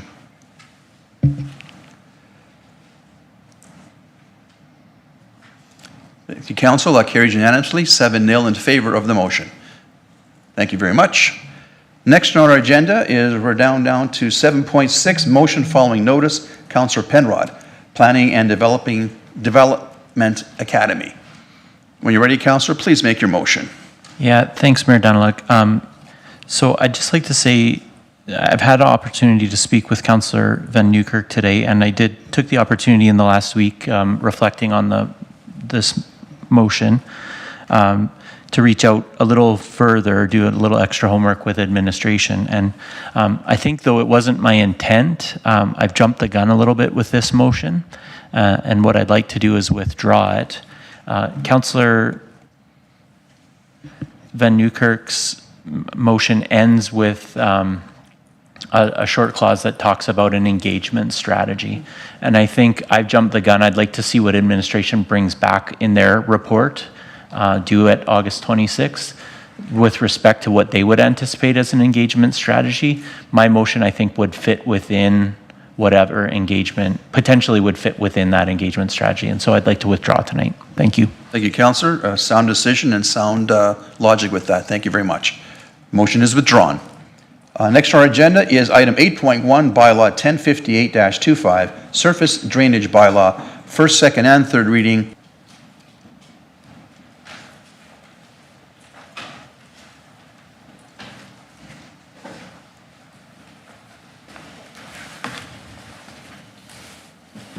Microphone's the manager of engineering and environment. I'm joined today by Mr. Parth Mehta, our engineering lead, who will be running us through 3 readings of the surface drainage bylaw to get an update from the 2010 amended surface drainage bylaw to 73201-10 and 732-08. So with that, I would like to turn it over to Mr. Mehta to provide you with an overview of the updated bylaw that we're presenting today. Thank you. Good evening, Mayor and Council members. My name is Parth Mehta. I'm the engineering lead representing Infrastructure Service. I'm here to present the City of Beaumont Surface Drainage Bylaw Update, bylaw number 1058-25. On the screen, you will see a short presentation displaying a few highlights of this bylaw update. I'll open the floor for questions at the end of this presentation. If you can move on to the next slide, please.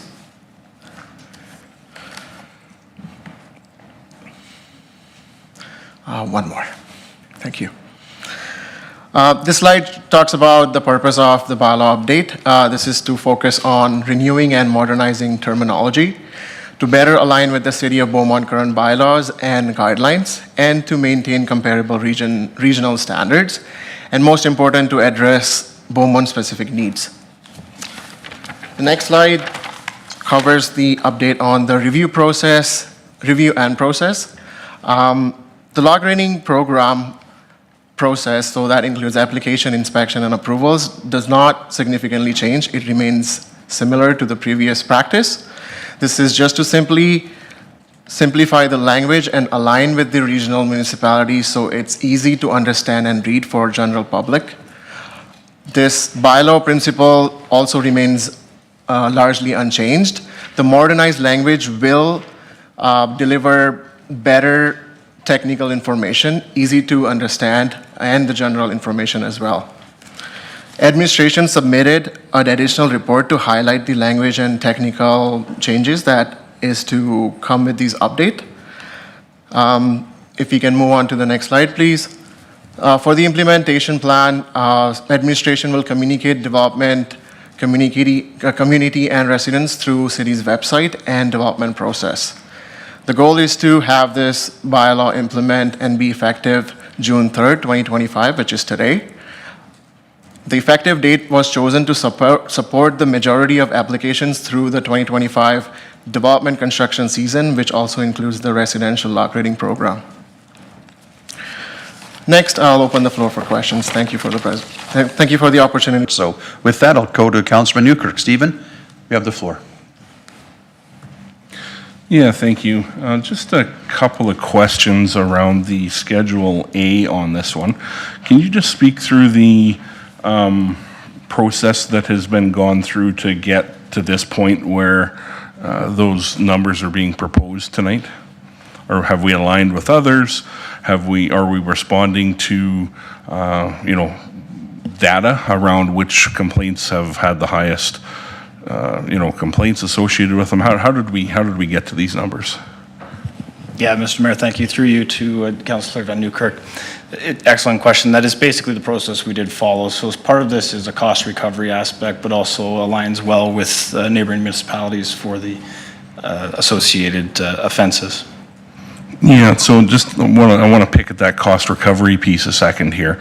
So when we start valuing the time of our bylaw officers, right? Because if we don't have enough bylaw officers to do all the things in a proactive way, which is the state we're in, and then we put, we update a bylaw, we put some new expectations out there. First of all, I was happy to see numbers with more zeros behind them because we start to get into that area where we are valuing time on this, but I still don't know that we've gone far enough. Is there, if there were opportunities to increase these numbers, where would that lie in your opinion? Is there one or two offenses that take more or the most time on some of these, or is it difficult to categorize? Yeah, again, Mr. Mayor, through you. The prices that we established here are a fair increase from where we were previously or where we had been.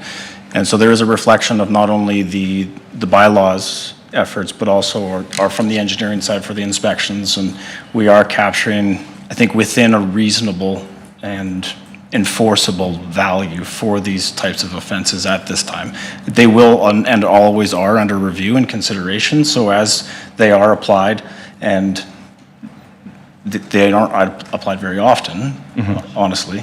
So as they are, we will continue to evaluate that process and the values within. Yeah, and maybe just one more question before we, move a motion and get into the debate portion here. Around the anticipated, what's the right word? Not reflection, check-in on this bylaw. I'm not sure if I missed it or not. Is it written into this bylaw that it should be reviewed every 3 years or something from now in? Because, this one, and I have the same question for the next item that's in front of us, right? They're both quite dated, right? So do we need to write into these bylaws, and it might not be a question for engineering, maybe for ledge services, do we need to start explicitly writing in that thou shalt, as a city, review these every 2, 3, 5, whatever the appropriate timeline looks like? Hang on, gentlemen. Madam Clerk wants to jump in on that one. Your mic's on. Thank you for the question, Councillor Van Newkirk. We have, as a part of our review of all of our bylaws a couple of years ago that we did, we have implemented a regular review of the bylaws. So as these older ones are coming forward for renewal, we are implementing a regular review of them within a certain period of time. Some of them may come back in 3 years, some of them may come back in 5. Some of them may not come back, but we'll do an administrative review to see how they're working. Yeah, that's good. I think that's very sufficient, right? In the background, there's an acknowledgement of when it was, and, let's look at it before 10 years next time, right? So how we got here is irrelevant. What we do moving forward is what we can control. So that's it for questions right now, Mayor. Thank you, Councillor.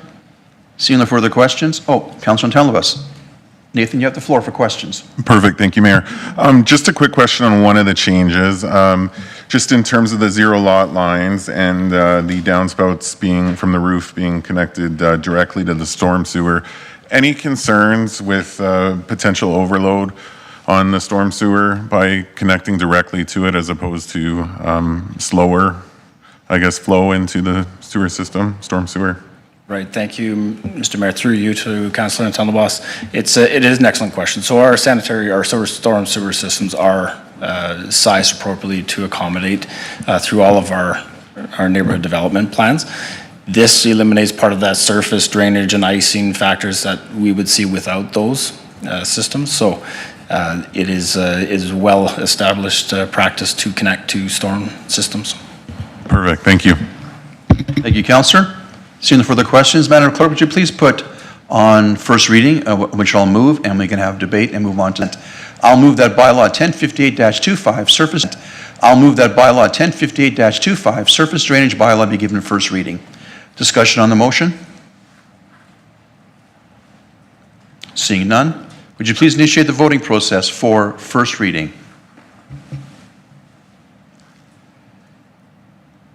Thank you, Council. That passes unanimously, 7-0 in favor of first reading. Member of Council willing to move second reading at this time?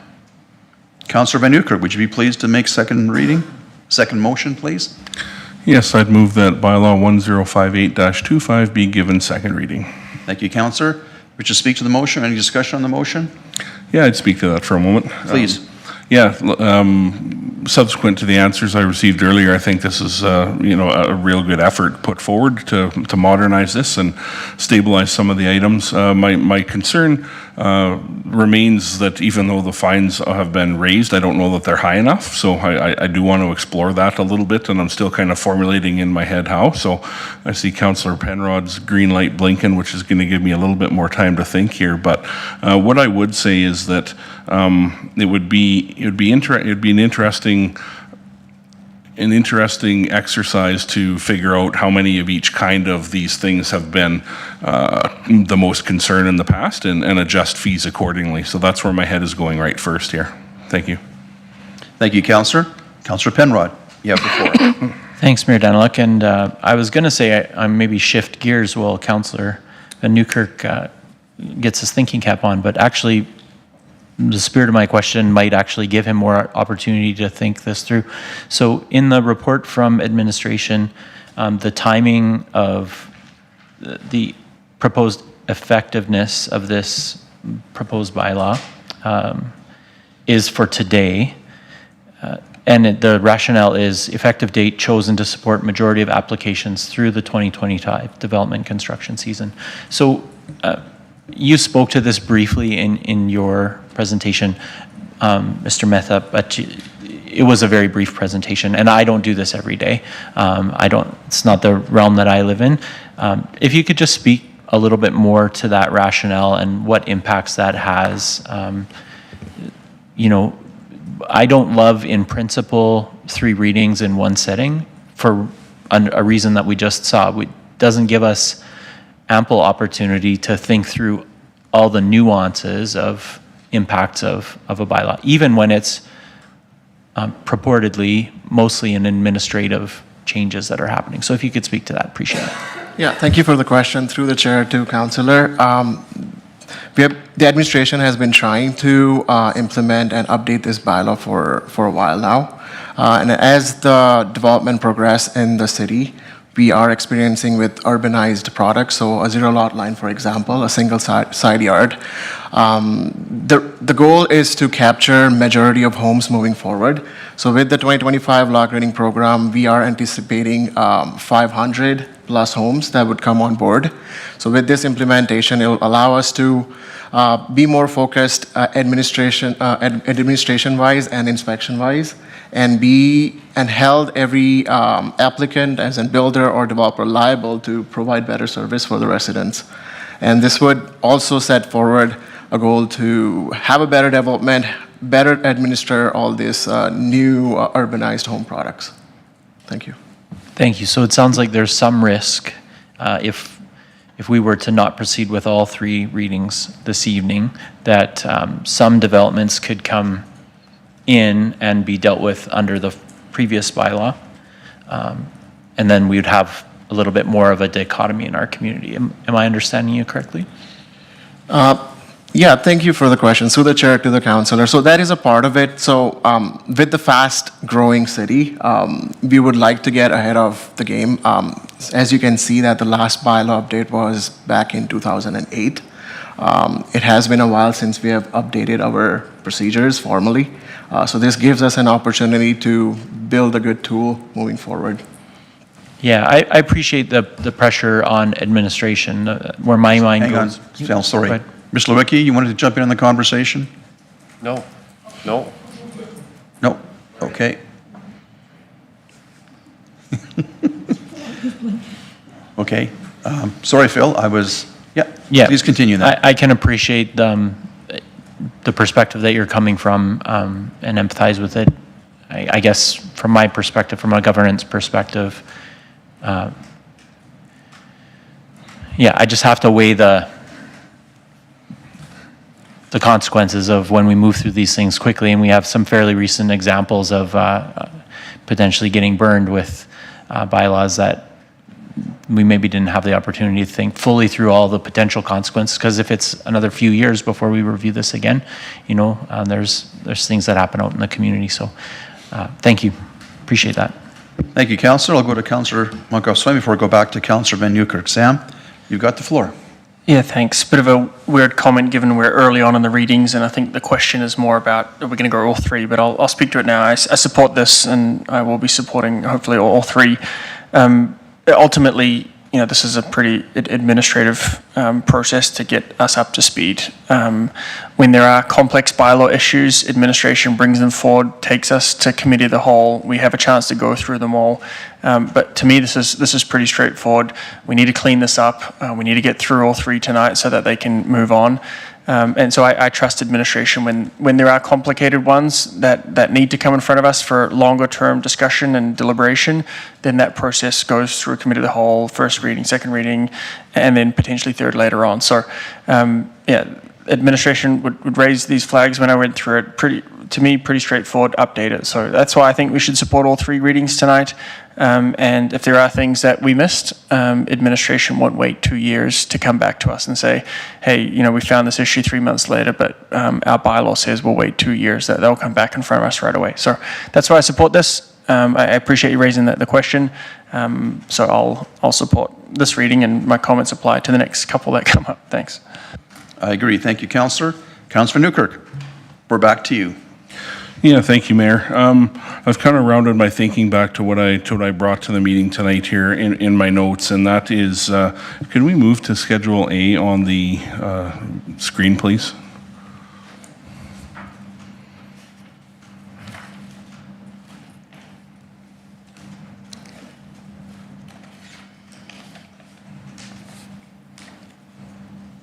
Yeah, that's sufficient there. And sorry, would you be able to zoom in on the top half of that page? Yeah, that's sufficient right there. That's fine. Yeah. Thank you. So for me, section 14, 19, 21, and 25 are the items that I have heard the most feedback on since I've been, you know, in this chair in 7.5 years, and that is the neighbor hasn't maintained drainage. They haven't got rough grade. They haven't got final grade, or they just went ahead and put grass down without getting rough grade. Like these are the things that come forward. So in absence of better data than that, I present my data.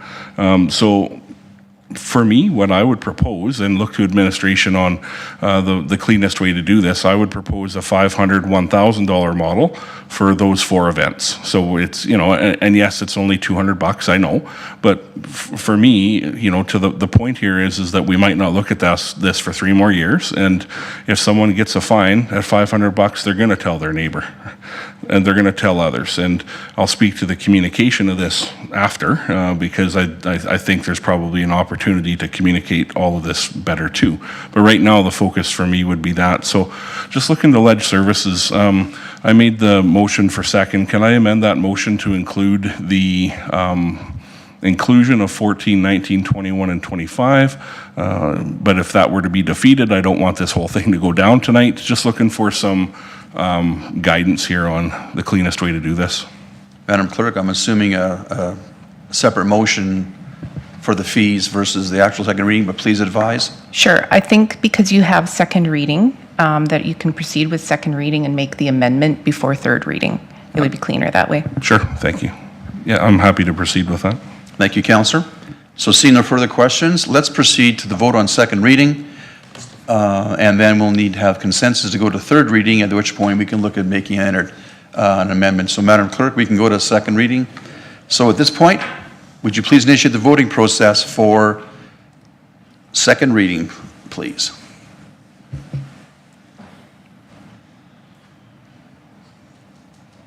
That motion carries 6 1 in favor of second reading, Councillor Penrod in opposition.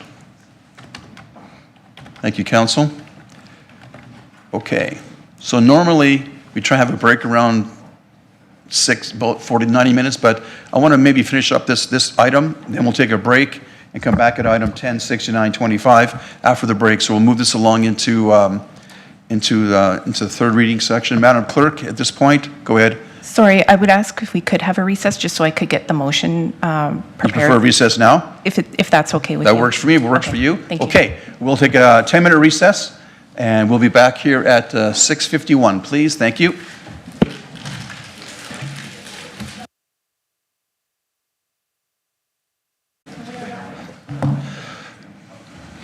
All right, we're back live from our short break. I believe we have voted on second reading, so now we need to vote for consideration for third reading before we begin any amendments, correct? Thank you. Okay, I'll move that bylaw 1058-25 be considered for third reading, which requires unanimous decision. Give me a second to pull up, my screen went down on me, sorry about that. I have no discussion on consideration, so with that, I'll ask we initiate the voting process for consideration of third reading. Oh, hang on. There we go.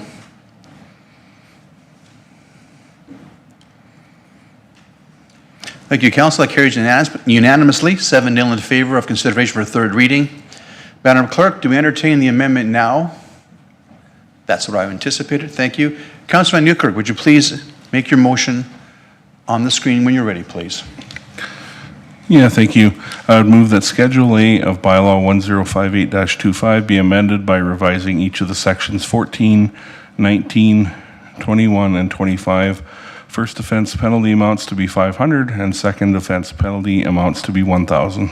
What I'd ask council to consider is why you shouldn't vote for this motion. You shouldn't vote for this motion because we're crafting policy on the fly and we're trained not to do that.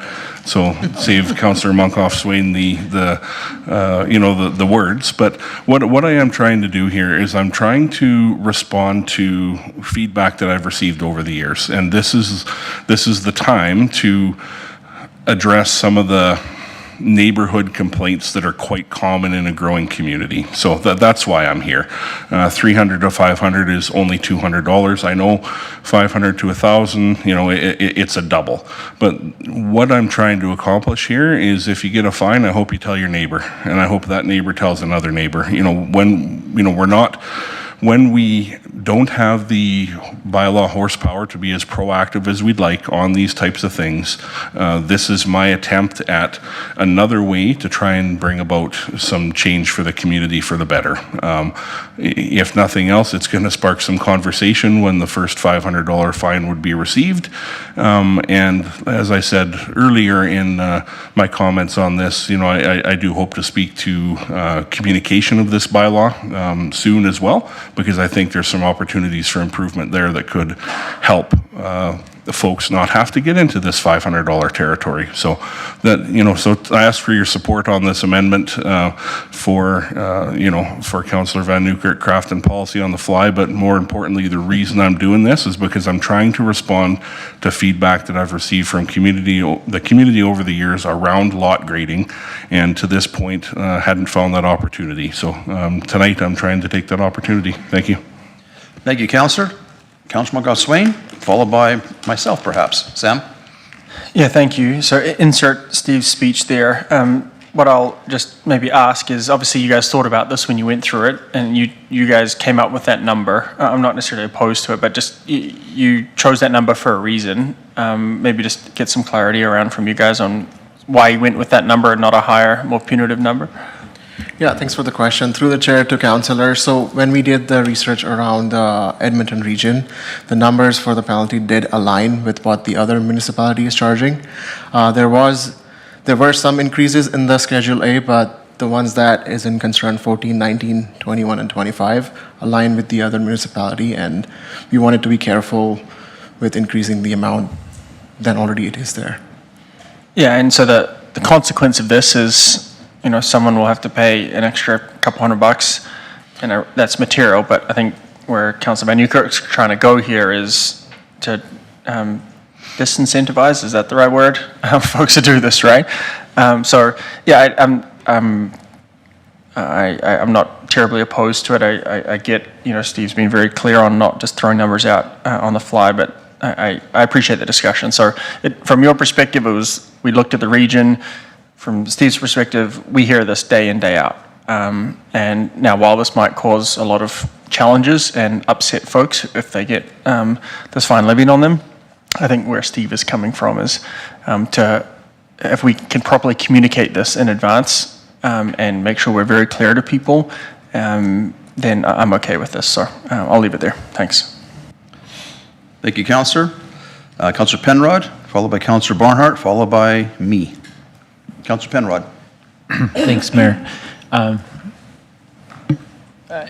My thought to add to the conversation is simply this. I don't think we could accuse Councillor Van Newkirk of throwing numbers out of the sky and vote against this for that reason, because this is the only opportunity that council has had to feed back on this. We haven't seen this amendment prior. It hasn't come to a committee of the whole. This may be the only opportunity to impact it for another couple years. And so for that reason, I would support the amendment, but just reiterate my concern about moving through all three readings in one evening. Thank you, Councillor. Councillor Barnhart. Thank you, Mayor. Just one quick question. I do support the change. I think it's a good catch that Councillor Van Newkirk is making the connection with what residents are telling us. My question is, if we found out that there was an unexpected consequence and wanted to revert back or reduce that fee, does it require the whole bylaw to be changed, or can it be done at budget time? Madam Clerk, you want to jump in on that one? Through to Councillor Barnhart, the bylaw does have to come back and 3 readings have to be provided by council to change that. It's not a budget item, it is a bylaw. Thank you, Councillor. Councillor Tellenbus, before myself. Go ahead, Nathan. Perfect, thank you. Just looking for a little clarity. I'm pretty confident. I already know the answer, but I just want to clarify. In terms of rough grade, traditionally that would be the home builder, and then final grade would be the homeowner. Am I correct in saying that traditionally? Yeah, Mr. Mayor, through you too, that is correct. Okay, perfect, thank you. Thank you. And I do appreciate crafting policy on the fly, as you mentioned. Don't normally do that, but this situation is rather interesting and also very time sensitive. So I'm okay with suggestion that we increase the fines according to for things that are being done inappropriately by residents who affect other residents and affect our entire system. That's not what they should be doing. So these may disincentivize some people from doing what they may normally do otherwise. So I'm okay with this amendment. So Councilman Van Newkirk, you have the last comment on the amendment before I go to the vote, if you wish to make a last comment. Yeah, I do. Just to thank you to Councillor Tellenbos for reminding me that piece that I missed, but it was stuck in my head around the learning opportunity that could present itself would be for both the homeowner and the builder. So there's 2 opportunities for a learning opportunity here if things go sideways. So thank you very much for pointing that out. Thank you, Councillor. Seeing no further comments, would you please initiate the voting process on the amendment on the screen?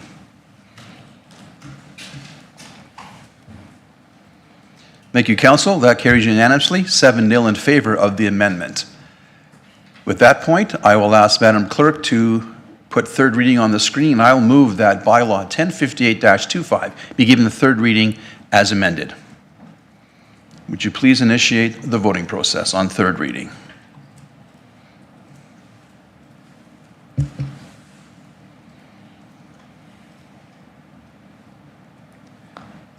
That carries 6-1 in favor of the motion. Councillor Penrod in opposition. Thank you, Council. Next on our agenda is item bylaw 1069-25, waste bylaw, 1st, 2nd, and 3rd reading. Mr. Orlovsky, I believe you'll be presenting. Do you have a microphone there? Let me find the right one for you. I don't have it on my screen here. Oh, it's on. You're good to go. Good evening, Mayor, councilors, and the public. I'm Ryan Orlovsky, Manager of Utility and Facility Operations from the Infrastructure Department. Although I am presenting this bylaw update tonight, several departments, including infrastructure, legal and legislative services, finance, and protective services, contributed to enhancing and updating the bylaw.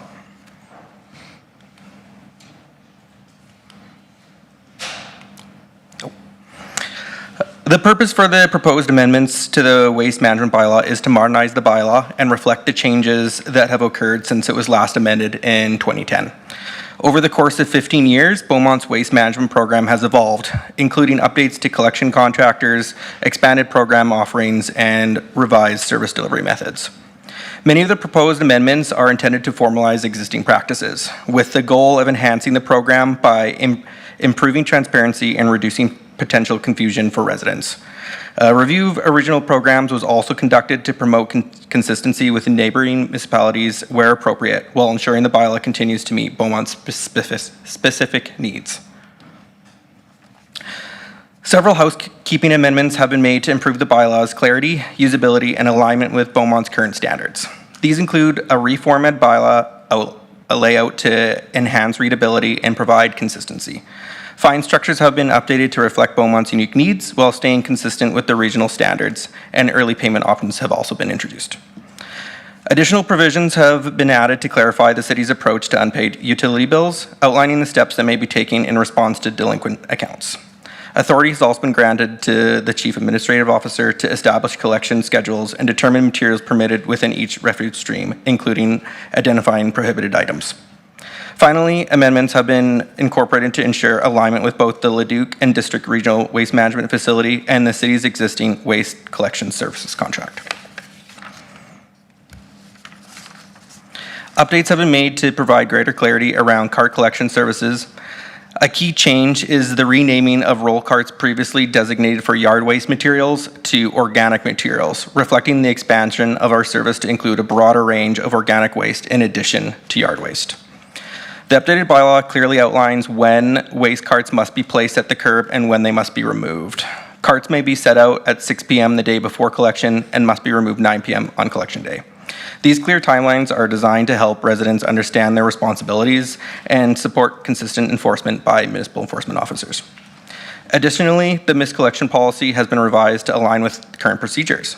Residents are asked to report missed pickups within 48 hours to allow collection to be arranged prior to the next scheduled service day. Collection service has also been updated to clarify the circumstances under which the city may not provide collection services. These situations may include any of those currently displayed on the screen.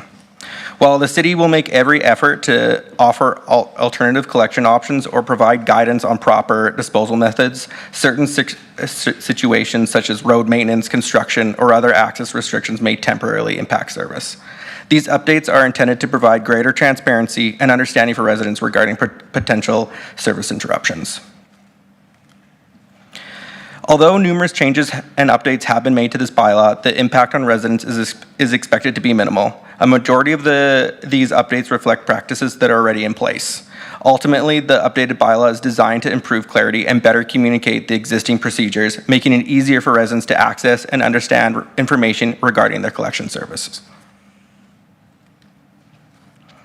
The city remains committed to an education-first approach to ensure residents have the information they need to properly participate in the waste management program. A comprehensive communications plan will share key information through multiple channels, including the city's website, the Smart Savvy Green app, and other media platforms. To promote early awareness, the city also delivers waste management presentations to grade 4 students across Beaumont, aligning with their curriculum and fostering environmental responsibility at a young age. In addition, our collection service provider will continue issuing infraction notices. These notices identify the specific issue and provide residents with the knowledge and the opportunity to correct any infractions before the next scheduled collection. This approach is intended to support residents who may be unfamiliar with the program and encourage compliance through education and engagement, which is the best practice in the region. The proposed updates to the waste management or the waste bylaw represent a modernization of our waste management framework designed to improve clarity and align with current operational practices and regional standards.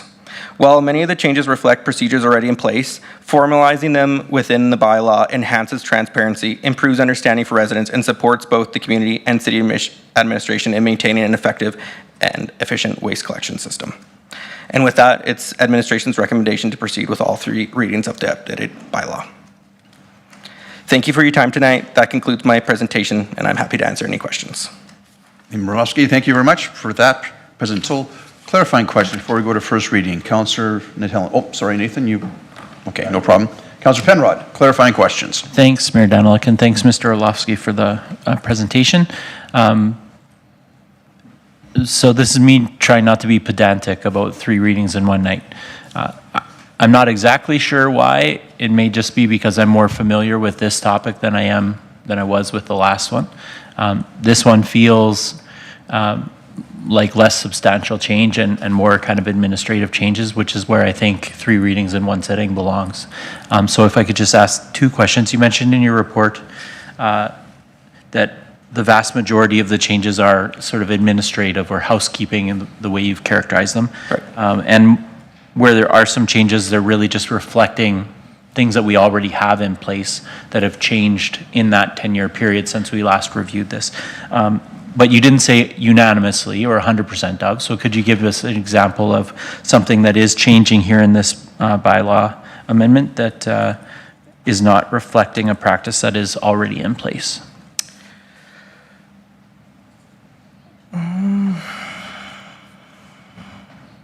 I guess what I'm really interested in, just to buy you a little more time, is if I wake up tomorrow as a resident of Beaumont, this new bylaw is now in place. How am I going to notice that in the services that I'm receiving?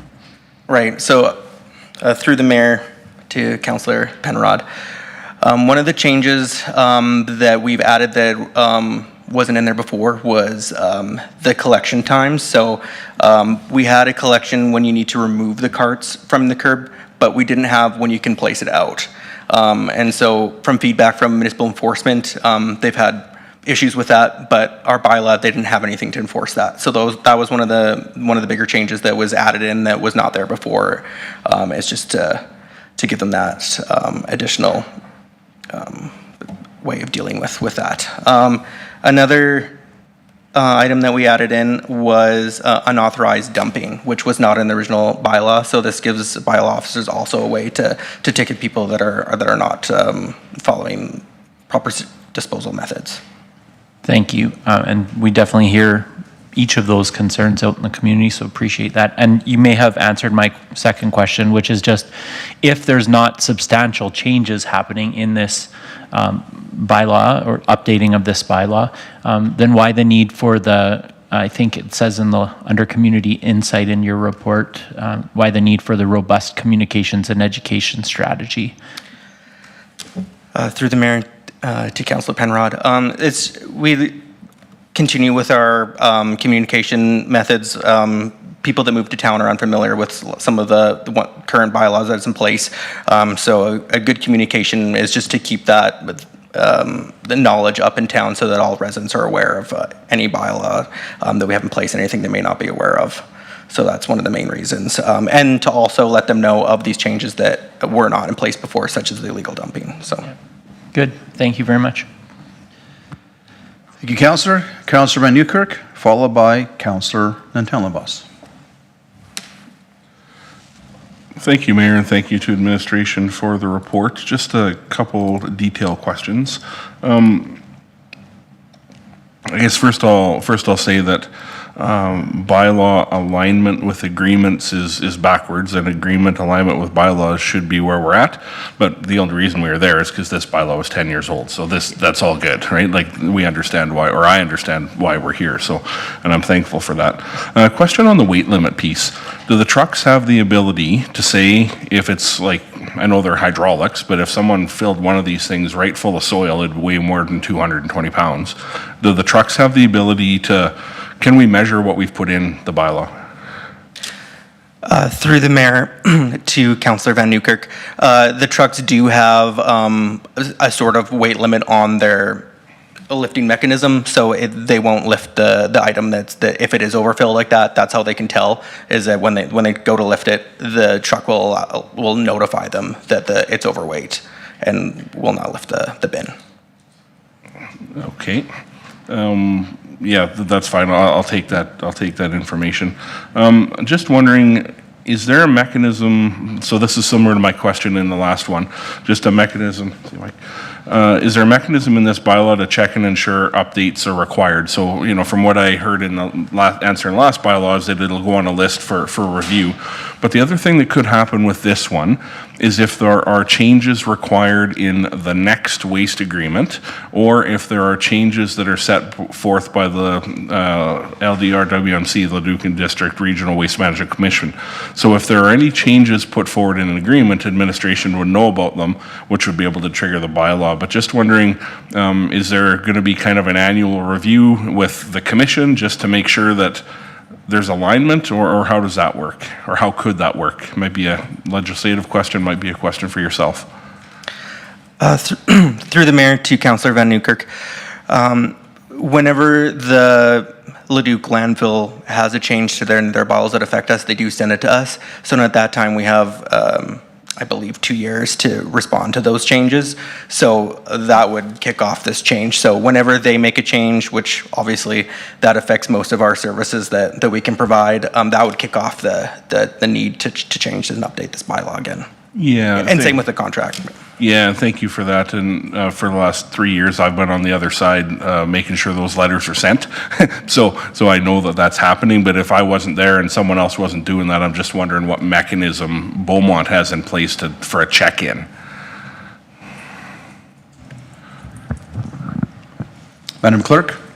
Thank you, Mayor, through to Councillor Van Newkirk. So as part of our intergovernmental relations and monitoring the agendas for the different intergovernmental and boards and committees that council sits on, we are aware of the changes that are coming through in that way as well. Perfect. Thank you. I knew that too, and thank you for reminding me. So that's all my clarifying questions. Thank you. Thank you, Councillor. Councillor Telebas. Nathan, you have the floor. Perfect. Thank you, Mayor. I'm just looking for, I guess, a little clarity on how, I guess, tough or aggressive we're going to be with some of these fines. I mean, I'll just run through one scenario. If my boys are coming home from school and it's 4 o'clock and they want to take out the garbage then, I mean, how much policing are we going to do to that extent? I just want some of this stuff to be realistic as opposed to, you know, just enforcing because we can. Through the mayor to Councillor Tellenboss, to respond to any, this gives us the tool, municipal enforcement, the tool to respond to any complaints. So I think it would be mainly for repeat offenders that are abusing, placing the carts out. This would give them the tool to give them a warning or a fine if they're a repeat offender. This isn't meant to have municipal enforcement driving around on collection day to see anyone's carts that are put out before they're supposed to be. It's just to give them a tool in case they have problem offenders in town. Okay, perfect. Thank you. I guess similar to Councillor Van Newkirk's question there, just in terms of the weight limits, what does that process look like? Does GFL come along and they can't lift the bin and they're calling bylaw? Is that... Through the mayor to Councillor Natelmolas, they would put an infraction ticket. GFL would place an infraction ticket on the bin, notifying them that the bin is overweight, and they won't collect the bin at that time. If we have a repeat with that, we can penalize them with a ticket, but majority of those would just be infraction tickets notifying the resident that they must deal with that.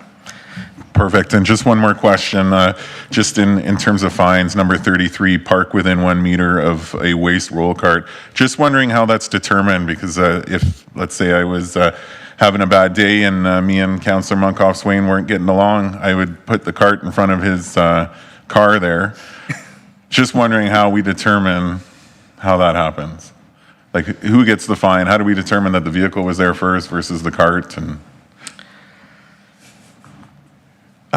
through the mayor to Councillor Tellenboss, and municipal enforcement would be having to, I guess, there would have to be pictures and evidence provided to them of when it was placed, and so there would need to be some evidence in that case to prove when or who was there first, kind of thing. Okay, thank you. Appreciate it. Thank you, Councillor. Councillor Van Newkirk. Stephen, you have the floor. Sometimes we get to have fun up here, so... Or a clarifying question. Sometimes we get to have fun up here, so I just remind Councillor Tellenboss that that level of enforcement, he would gain some community insight into all the cameras that are installed up and down the streets in Beaumont. So just pointing that out. All right, enough banter. We're good for questions. Please initiate, please put on for to give in first reading. Discussion on the motion. Seeing none, please initiate the voting process for first reading. That carries unanimously, 7-0 in favor of first reading. Thank you. Member Council willing to move second reading. Councillor Barnhart, would you care to make that motion? Yes, I certainly will. I like the work that's been done on this, that the bylaw 1069-25 be given second reading. Thank you, Councillor. Discussion on the motion from members of council on second reading. Seeing none, would you please initiate the voting process for second reading, please?